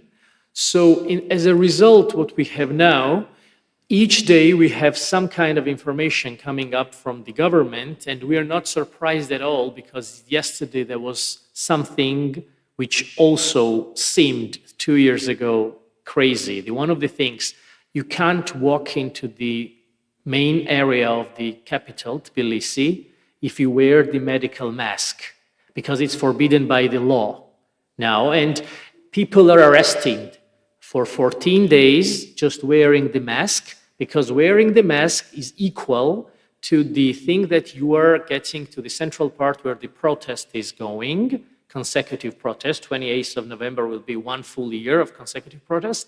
And it seems that you are going to that protest. So you are not allowed to go to the protest with mask because the cameras which they installed, and I did the research, more than 3,500 Chinese cameras equipped with AI tools to recognize and automatically issue the fine on our mobile phones are taken to the around 300 square meters. There is no trees, and the birds can't get on the trees because there are all the cameras there, and they automatically issue these fines. So, but why I'm saying this, if someone said this to me, for example, a year ago, I would be surprised and tell like this wouldn't happen anymore. But from day to day, the manipulation, the propaganda, and disinformation things evolved and emerged in a way that we are not surprised of anything else. And 2 weeks ago, the ambassador of European Union was declared by our prime minister as the main destabilizer in a country because he represents the deep state, he represents the Freemasons lodge, and they're against our religion, and they want Georgian people doesn't exist anymore. And all the other member countries who are against Georgia's EU path, on the other hand, they are saying that they are the same. But on the other hand, they say that we canceled EU negotiations till 2028. And when someone asked what's happening in 2028, we hope that Europe will be liberated that time from the deep state and from those people who are this term is invented by them, global war party. So they interchangeably use this global war party. And when someone is asking who is the global war party, they say everyone who wants war.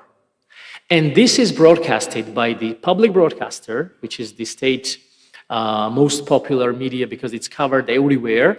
And by the way, the State Communication Commission discouraged and all the other media to be covered through the digital means and so on. So in all the two private media channels owned by the state officials these three channels are spreading this disinformation, misinformation, propagandic things, and also the things that which you can't even believe if I start to say. So what I want now just to summarize the thing that in this space, the biggest thing is the danger when it comes often from the things we ignore. And it's kind of getting something like the subtle narratives which are below the threshold. Actually, that was the colleague, the remark in this audience that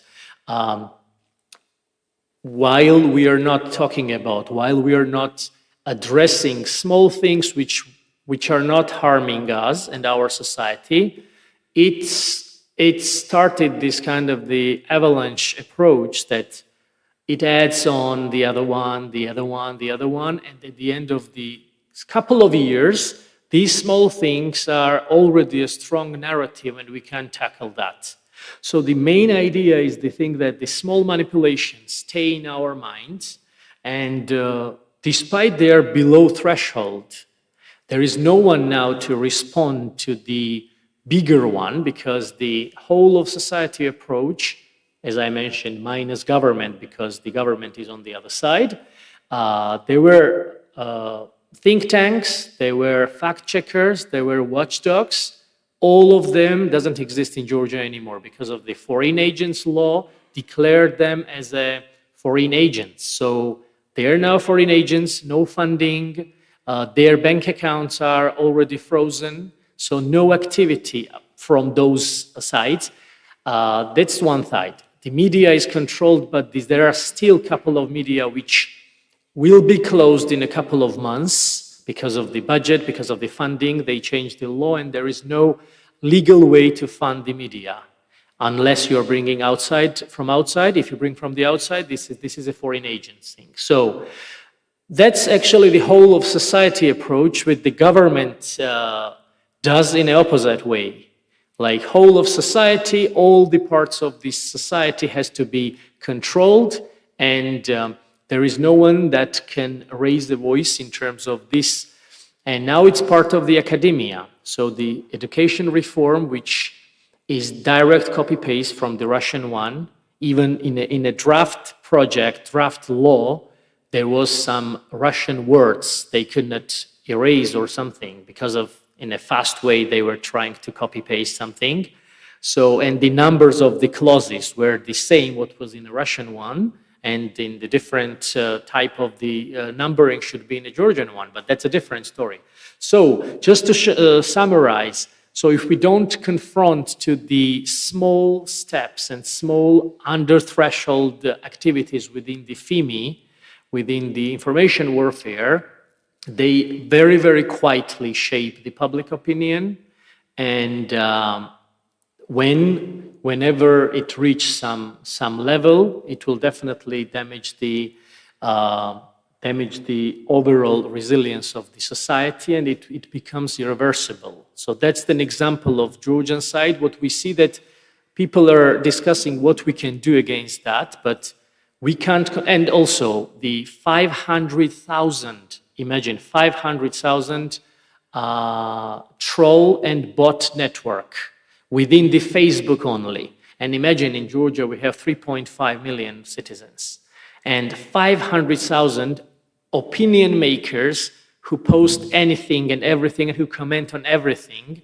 And of course, sometimes they miss, and there is a sports information about some Georgian team won something, and they put there that no matter of that, you can't destroy Georgia, you can't destroy our religion and so on. And there is a football match against someone, Real Madrid or someone. So what I'm saying that flooding the internet space with the TikTok, by the way, last year when the government found that this protest is mostly younger generation led, and they call it a Gen Z protest. That's why they created special unit now and providing the disinformation and propaganda through the TikTok. And they have hired like 17, 18 years old people who are providing this content for them.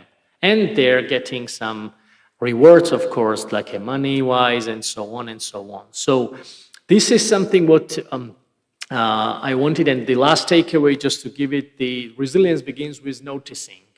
So because what we tolerate is small doses, today becomes the crisis when what we can't tackle tomorrow. So that's something for the Georgian example. Thank you. Thank you very much. Thank you so much, Mr. Iashvili. And yeah, Georgia's story could have been, maybe I'm overreacting and I take all the blame for this, but I think that Georgia's story might have been a deja vu for us if a certain scenario would have been materialized here in Romania. Now I will open the floor for questions. And we have 1, 2 already questions. So let's start from here. Well, good evening, everyone. My name is Ioana Livadariu, and I'm the former youth delegate from Romania to the Council of Europe. Mr. Pavel Popescu, I would firstly like to thank you for your speech, and I would kindly like to add something if you don't mind. In your speech, you have mentioned the word fear 4 times and the word youth only once. My question is in direct connection to that. Young people cannot afford to feel any kind of fear when facing AI integrations, because if this would actually happen, we would automatically experience important delays in terms of AI integration in our jobs, lose professional experiences and opportunities, and other job-related experience, be it in the social media landscape or in the big digital context. So my question for you would actually be, how can we turn such threats that you have mentioned into opportunities for strengthening digital resilience? Thank you. Thank you very much for your kind words and question. So I'm not here to raise the awareness and to make you to feel more fear, but I remember last year we've had in London, it was an incredible experience. We had in London a simulation, a war game simulation on AI, simulating different governments. With people across the world, probably with the best minds within AI and AI debate in the world. Generals from the army, governments, Harari, people in Silicon Valley. Actually, a documentary is gonna appear on Netflix about that experiment that we did there next year. And that was the waking up moment for me to realize that the humanity is going in a way, in a hole that we do not know nothing about it. I mean, if we refuse to speak about that, okay, we can refuse that and we can lie ourselves that AI is good. And I'm going to be very bold and straightforward today. 10 years ago, 15 years ago when I was very young, 20 years ago, I could see value in a social media platform. I had value when I was using my dial-up network to connect to MIRC, if some of you used that in the very old days. 5 years later, I had, some value in connecting on the high five platforms with my colleagues, liking some pictures, hey, hello, oh, I didn't see you for such a long time, etc., etc. But we need to raise these questions. Where are we today? How valuable is the interaction between human beings on social media platforms? I don't consider it valuable. It's a personal opinion anymore. Of course, I've seen even CEOs of companies and top managers of companies coming to me when I was in this building for almost 7 years, lobbying for their businesses because they want to do profit, and it's normal. And I've seen them coming with all the most stupid arguments. And yeah, I've listened to them. And yeah, we need social media platforms, but I think we reached a moment in history where that we are totally disconnected from the real life. We do not have social interactions anymore. By the way, yesterday in another place, in another event, I was quoting a study that 25% of young men between 15 and 25 to 30 years old, or no, 28 years old, never approached somebody from the opposite sex directly. Never. They never had the courage to talk to a woman. I'm talking about boys. Because they are comfortable enough to stay behind the screen and live in an AI world and consume a basic relationship between a man and a woman behind the screen with an AI avatar today. That's scary for me, because we're going to create an asocial and asexual generation, which based on basic math is going to take us to extinction. If you create an asocial and an asexual generation. I didn't want to go so far, but, and I'm going to summarize. I said that I believe the definition of battlefield is the social media platform, because within the governmental experience, and I'm giving you here the example of ANCOM. ANCOM was in the middle of the Romanian elections, which is quite similar what's happening in Georgia in terms of FIMI, in all the debates possible. So the regional TikTok manager comes with his team in our office after the first tour of elections. We get briefed, oh my gosh, we have 27,000 accounts, Russian accounts, interfering. We discovered this. I'm talking about the official position behind the doors. At that moment, when theoretically nobody knew what happened. I mean, some institutions knew. I'm saying this openly because I want you to know that we need people and social media platforms and people running in their offices, in their positions, to be held accountable. So this team is coming to us and says, what happened? By the way, that moment I proposed the suspension of TikTok. I proposed to ban TikTok for a few weeks until we see with the European Commission what happened. I was ripped off. I had to close all my social media accounts. The NGO society in Romania, the one that 24 hours before was in my office asking, why don't we do more? Why don't we punish TikTok more? Next day are coming to my office and ask me to quit my job because I'm attacking the freedom of speech. Just to understand in what a position is a DSA regulator in this country. So you can be sworn and loved in 24 hours by anybody, and everybody's right, but you are not right. So the pressure on our teams and my boss and everybody was very, very high. I'm giving you this example because it's crucial for the answer. Later,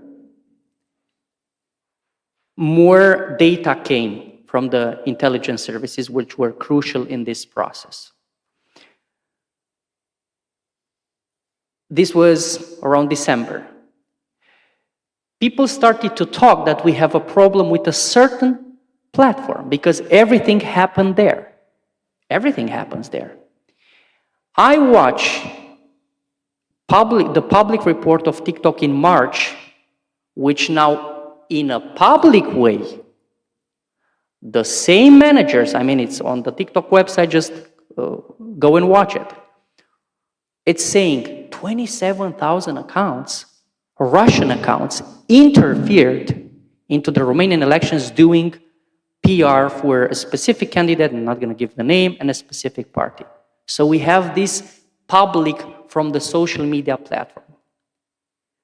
1.5 months ago, of course, we set up some, procedures with TikTok.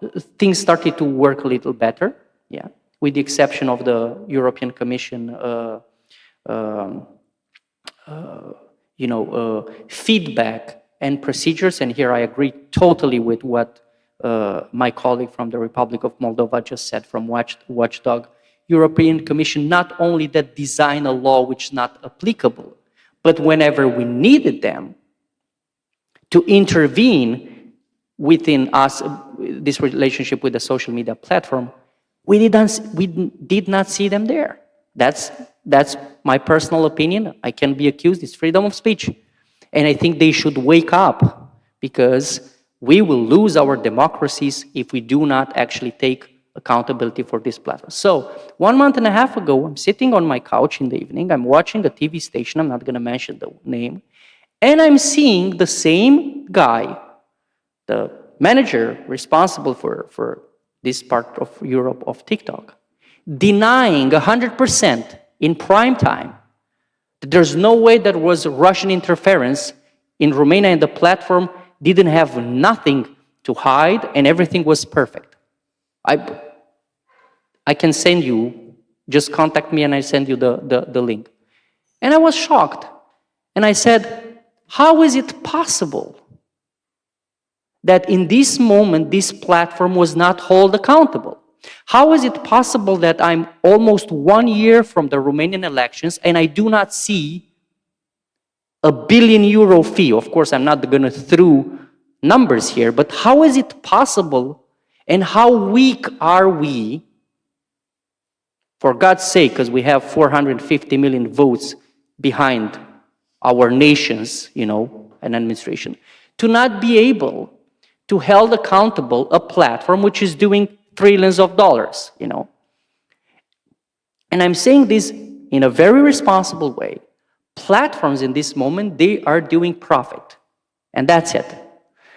There's the political discussion, and that's very complex and very, very, very important, because you don't want to mess up with the US administration in Washington, because it's the only security guarantor, at least for my country, for our country here. And what we need to do is that at the highest political level, from the European Union and in every nation, we need to speak with the people we know in Washington at the highest level. Even President Trump, who won his election also because of TikTok, that we need to set up some very basic rules. Because at the end of the day, what happened here in Romania can happen in US also. It can happen in US. If China decides somehow to manipulate the US elections in 10 years from now or 5 years from now, it can happen, and definitely we are aligned with US and with the European Union. I still believe that we are aligned to protect our democracies. So to give you an answer, I don't want to make you to fear or to feel more fear.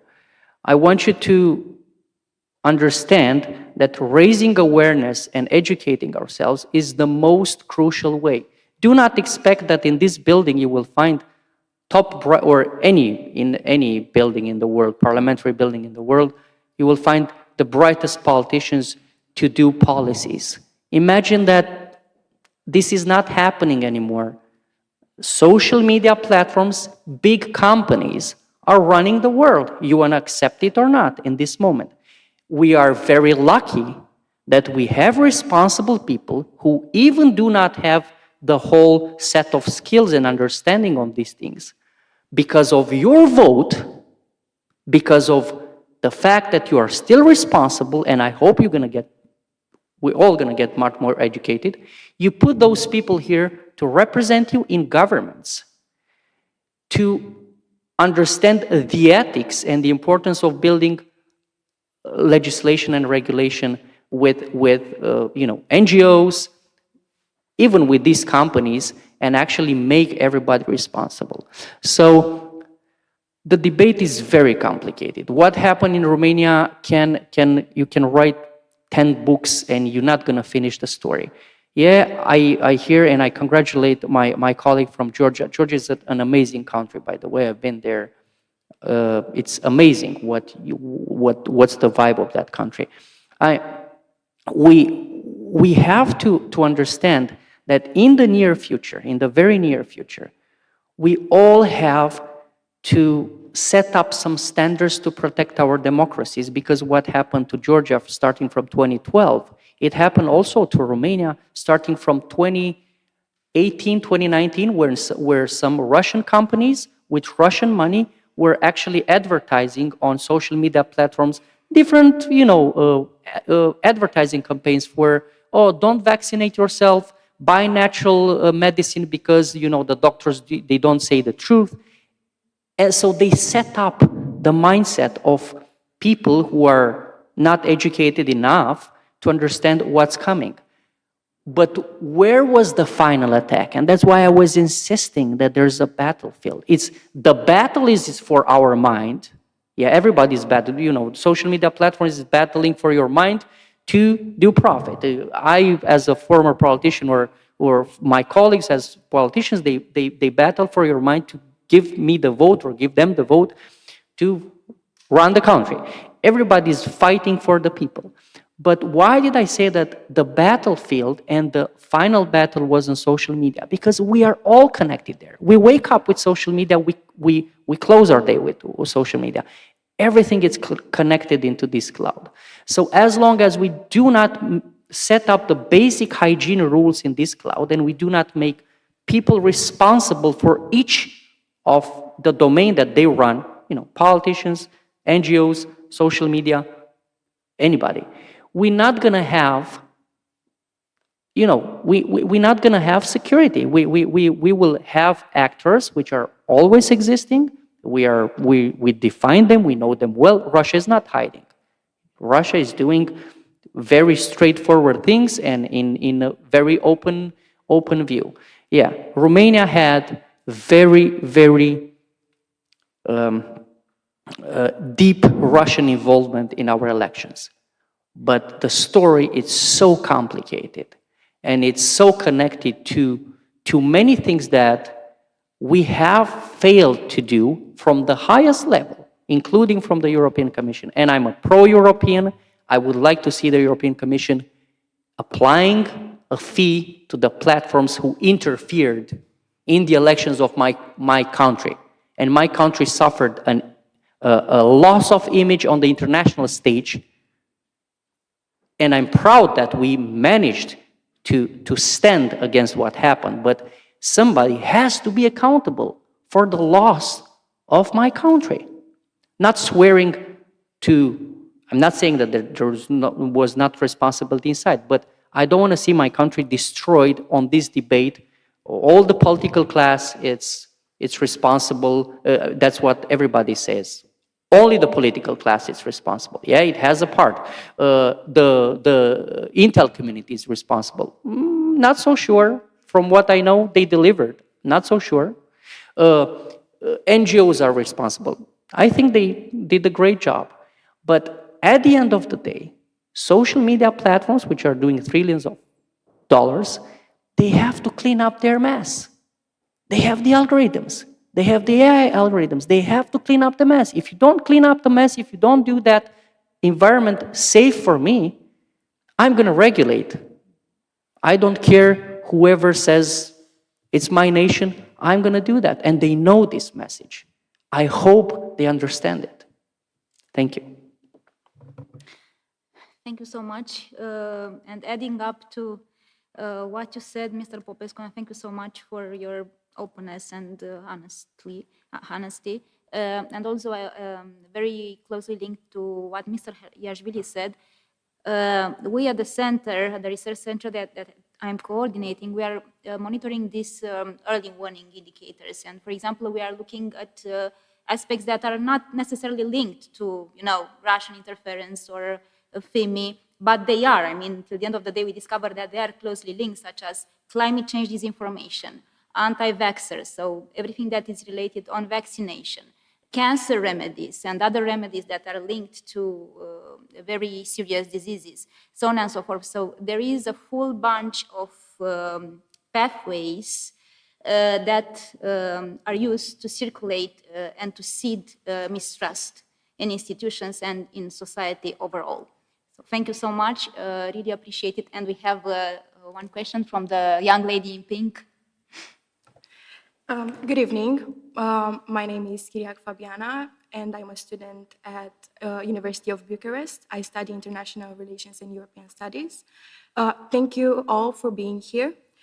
And to get straight to the point, I find the discourse very interesting, and some of the facts stated truly shocking. But some of the things I couldn't fully grasp and comprehend. Hence, I would like to circle back to Mr. Popescu's speech, with his permission, and ask, what do you refer to when talking about media hygiene?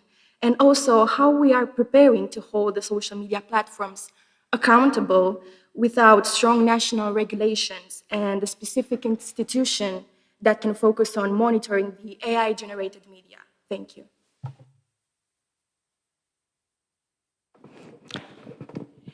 Yes, so you really take me in an area where it's complicated to answer.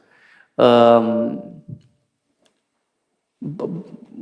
we are speaking, we are reducing the salaries in ANCOM with 30%. I'm going to give you some examples. Last year, we became responsible of the cybersecurity NIS2 directive on the telecommunication market. So basically, we need to have people to intervene both on the policy side and technical side whenever a cyber attack is happening within the telecom market. We had last one this year in Romania with 300,000 victims, which is huge. So we basically could pay this year still a salary of 4,000 euros, 3,500 euros after tax, which is huge for Romania. We didn't find 2 people yet, even that the government gave us exception to get them even from the private market. So we didn't find 2 people to employ to do this job, because the people doing this job in a private market of cybersecurity, they get a salary around of 5,000 euros. And they said, oh, you know, I'm going to come at ANCOM. Why should I come there? Because anyway, everybody's going to swear at me because I'm a budgetar, you know. The average of a bureaucrat, European bureaucrat, take France, for example, or Germany, for example, paid for an AI policy job, it's around 7,500 euros. A job in AI in Silicon Valley or an average in US, if you're a good AI guy, you get $24,000 after tax a month. So I think it's unfair to have very, very, very high, or the highest expectation. And by the way, we cut our resources to have highest expectations that somebody which is paid with 2,000 euros, for example, on a domain that we basically cannot control these days, will ever be able to regulate somebody who's paid with 24,000. And this is basic math, and these are very specific domains. So I gave Romania's example. I don't want to give other countries' example. The cybersecurity in Romania was paid 3 years ago with 420 euros after tax. Yeah, we made, me and my colleague, the last bill we signed when we left the parliament was to triple that salary. And by the way, they have the same problem bringing people in the cyber directorate for 1,500 euros, which is decent for Romania, but it's cybersecurity. So this is, I believe that this is the biggest challenge that we have. Politicians not understanding the fact that in certain specific domains, like for example, this ARC we have here, salaries and resources are crucial for the people not only discussing about this kind of topics, but actually working to protect the country on these topics. I don't want to go into the debate of how much is a soldier paid, where, you know, salaries within the Intel community, which are actually doing much more, technically speaking, and they putting their lives at risk. So yeah, this is a very important example. On the other side, we all have the responsibility to protect this country. Regulation, too much regulation, destroys the market. I'm a regulator, but I think we should be very careful the way we regulate too much, because you can destroy the economy regulating too much. For example, in Romania, you have an internet which costs $5 a month and you have everything included, and not 35 like 40 in Europe, because at one point in history, my colleagues, 20 years ago, they decided to regulate in a smart way, deregulating the market. And now we all have advantages. But, and I'm going to finish with this, I think we have to stand for our laws, but we also, I believe, we have to be more vocal within the European political ecosystem. In this moment, it's a paradox, but after what happened in our country, and what happened in Moldova, for example, which handled exceptionally their last elections, and I congratulate them, Romania and Moldova, hand in hand, are setting up an example, a world example. How can you actually fight, even if you are in the beginning weak because you don't know what's happening, against this kind of threat? And I proudly say that Romania can be set up as a positive example and not negative example. How we managed with the smallest resources, with under a hybrid world that we've never seen before, to be successful. So here I'm very positive that in the near future, we can take this story and spread it around and make more countries to be aware of what's coming. And I'm saying, with all these small resources we have, I think we should be hopeful, and we should believe in us, and we should believe that the enemies at one point will understand that strong people with strong mindsets will prevail. Look at Ukraine. Everybody was preaching that Ukraine is going to fall in 3 days. They are paying with their blood and with their lives in order to protect Europe. Europe doesn't get it. I mean, it gets it now. But I think these are examples of successful stories at the end. But we have to discuss bluntly about what happened and speak the truth.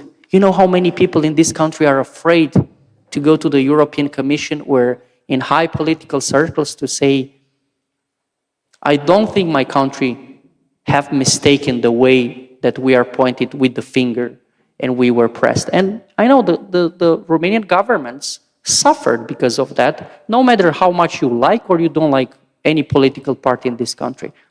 Everybody was focused in protecting this country, I can guarantee you, and I've seen it with my eyes. Thank you. Thank you. I forgot to mention that, of course, questions could also be addressed to our Moldovan counterparts. So they're still online, they're still with us. If you have questions for them, please feel free. Please. Thank you very much. I'm retired Major General Paul Hormuz.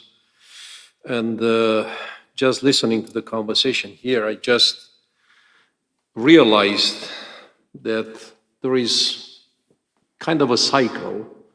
When Crimea was invaded and working in the NATO headquarters in Brussels, we were practically forced to brief the North Atlantic Council 3 times per week. Believe me, the conversation were as much as animated as now. But one conclusion which we came to on the intelligence side of the house was that the Russians are not 10 feet tall, but also not 3 feet tall. So we have to realize exactly what we want. And since trust was mentioned here so many times, I just recall British documentary from more than 10 years ago, Trust Me, I'm a Doctor. And you can replace the word doctor with whatever you want. I'm controlling a social media, I'm a CEO, I'm a regulator. God forbid I'm a politician, so you have to trust me. I will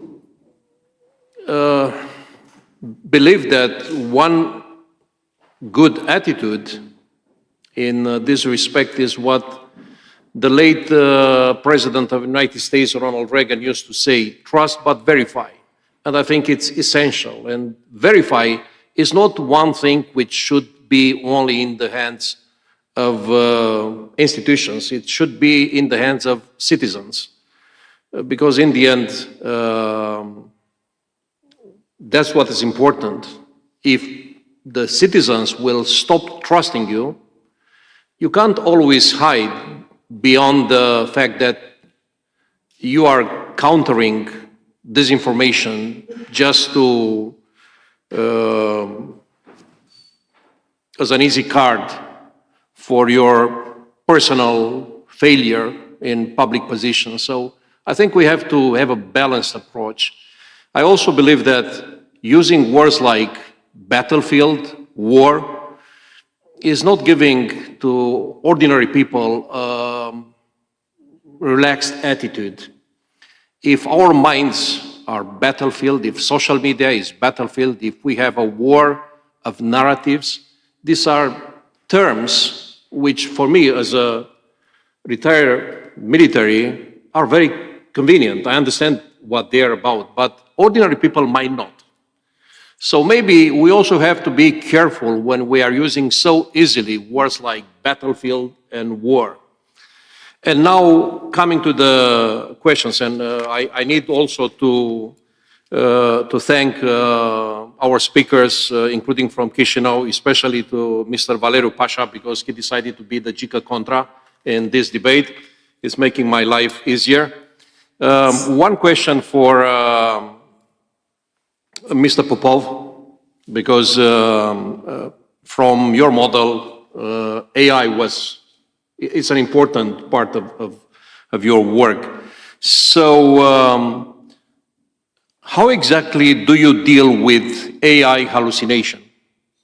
And just to give an example, in Australia, there's been a huge scandal recently of a very famous company, I will not name it, but it's online, which used AI to generate a report for the Department of Employment and Workplace Relations, which was full of errors, including non-existent research papers, fabricated citations, and things like that. So are we going in a world, because everybody is talking about AI age, in which, God forbid, AI is seen like the magical solution who will fix everything, or we need to be very, very careful.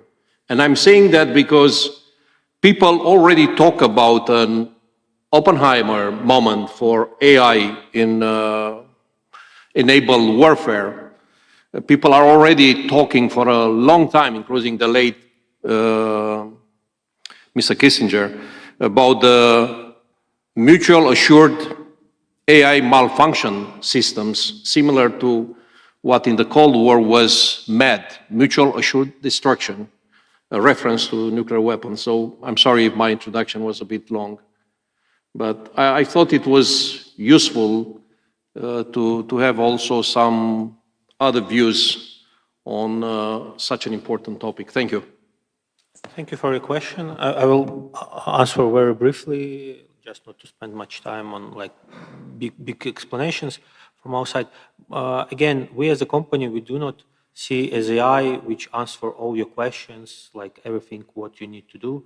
So basically, AI, it's like a broad term right now, and everybody use it for whatever proposed. So it's like a term. What we do on our side, we develop models which give you a possibility to work with information faster and with better coherence. So it doesn't make conclusions for you. It doesn't making any kind of things that will be prepared. So it's like not the way that you going, for example, to our software and it's showing you this is a disinformation campaign. So like the conclusion, if it's disinformation or like foreign interference or other kind of things that you're observing, it's like on the side of the person. So like basically it's like just imagine that you using a software just to understand the signals. So basically our models, it's for like better understanding of these signals. So again, like the software works this way. So we collecting the data, it's like done by other, then we enrich the data, and then AI just a tool to understand what the data is about. So basically the conclusions is always on the person. You do not generate the content. We do not generate the content itself. We just generate the analysis. It's open from the side of software. On any stage you can check it, but in general, I don't see that AI can solve some complicated tasks just because, first of all, it's very expensive. So to have the models for everything right now, it's very, very expensive. Like in general, you can use, I don't know, GPT, other models to do whatever work you do, but the data is so big, so you will spend, I don't know, $1,000 just for no reason. So first of all, we make it more cheaper to operate with our software with the same task. The second one is like what is important is like propose trained models. So we already talk about the platforms, but platforms, they're not security oriented. So like definitely they advertisement oriented. So any source is not security oriented. So the companies like we security oriented. We understand what the signals, what the information is needed for the security purpose, for the government purpose, not for other ways. So AI here is like specifically trained for this purpose. So in general, it's no reason for, I don't know, for Facebook to develop such models because like they're not security organization, they content organization. So for them, yeah, it's like very important to produce content organization. For us, not like we not produce the content itself. We understand what stands behind it. So it's our approach. Thanks. Yeah. Sorry for intervening, but I have this comparison in mind. So Osabul and tools like that is not a kind of ChatGPT. Sorry to oversimplify the analysis, the discourse, but it's not the case. I mean, they're scraping data. This means that they're taking data from platforms, of course, public data. We are not talking about private data, by respecting the GDPR and everything else, and they are analyzing that data. So basically, just putting very simple words, and of course, oversimplifying. Are there any questions? We are heading towards the end of our panel, and but if there are any questions, we can still take like 1, 2 questions or comments, of course, ideas. Just a final remark. Please. Yeah, thank you very much for this opportunity for like such interesting discussion here from this audience, as well as the wonderful speakers from Chișinău. So just one quick and final takeaway for this is that I think Mr. Popescu already mentioned that prior to leave, the eastern flank can serve as a, despite our colleague doesn't like the word battleground and so on, a battlefield, but just to mention for the ordinary people. But what I'm saying that the eastern flank of Europe, specifically the non-member countries, on the way of the European Union path, or the other Eastern European countries, starting with Romania for sure, are really served as a playground for the Kremlin operations in FIMI, in cyber, and later on they're taken on to the Western countries and so on. So that's the thing that why we can use this and kind of the provide or offer this and suggest and also try to make the interest from the other countries, because they're not experiencing this because this is only after a couple of days maybe or a couple of months when these techniques and procedures, specifically in the cyber field, are tested it was tested initially in Ukraine, Georgia, Moldova, now it's spreading the election interference to Romania and so on. So what I'm saying, of course, they are interfering the elections in the Western European countries, and we've seen like a Cambridge Analytica, we've seen like elections in the US, but what I'm saying that so openly and so well-known and so, I wouldn't say documented, but so accumulated information, what's gathered in those countries, what I mentioned, are really invaluable in terms of make the resilient whole Europe, not only the EU, not only some kind of specific countries, but generally as a EU, Europe as a continent. So getting and taking into consideration the examples, cases, and the experience, both positive and negative, to get more and to have more resilient Europe. Yeah, that's kind of my takeaway. Thank you very much once again. Thank you very much. I think that we are very, very close to end this panel. And let me just note down 4 main ideas that I could draw from the panel, and I think that they summarize the discussions.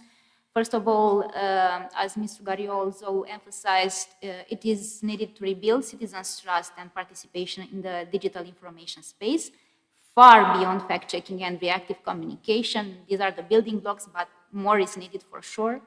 There is a need to enhance collaboration between regulators, tech companies, and the civil society, in the sense that it should be made more transparent and sustainable without compromising the democratic oversight, very important. There is a need that fragmented national strategies to counter external influence, foreign influence, to transform into a shared regional framework. So it's not sufficient to see individual or very specific successful cases. We need to have a regional framework. And last but not least, we need to see long-term institutional or educational measures that could ensure that today's investments in resilience are not lost in future political or technological shifts. Thank you so much for today's panel. Very enriching discussions, conversations. I would like to thank our Moldovan counterparts and friends for being here, for bearing with us, for being patient. Very interesting stories and case studies. I would like to thank our dear panelists and looking forward to enhancing our conversation on the topic. And of course, our participants also for asking very interesting questions, which have added to the value of the panel and to its hands-on stance. Thank you so much and see you soon, I hope.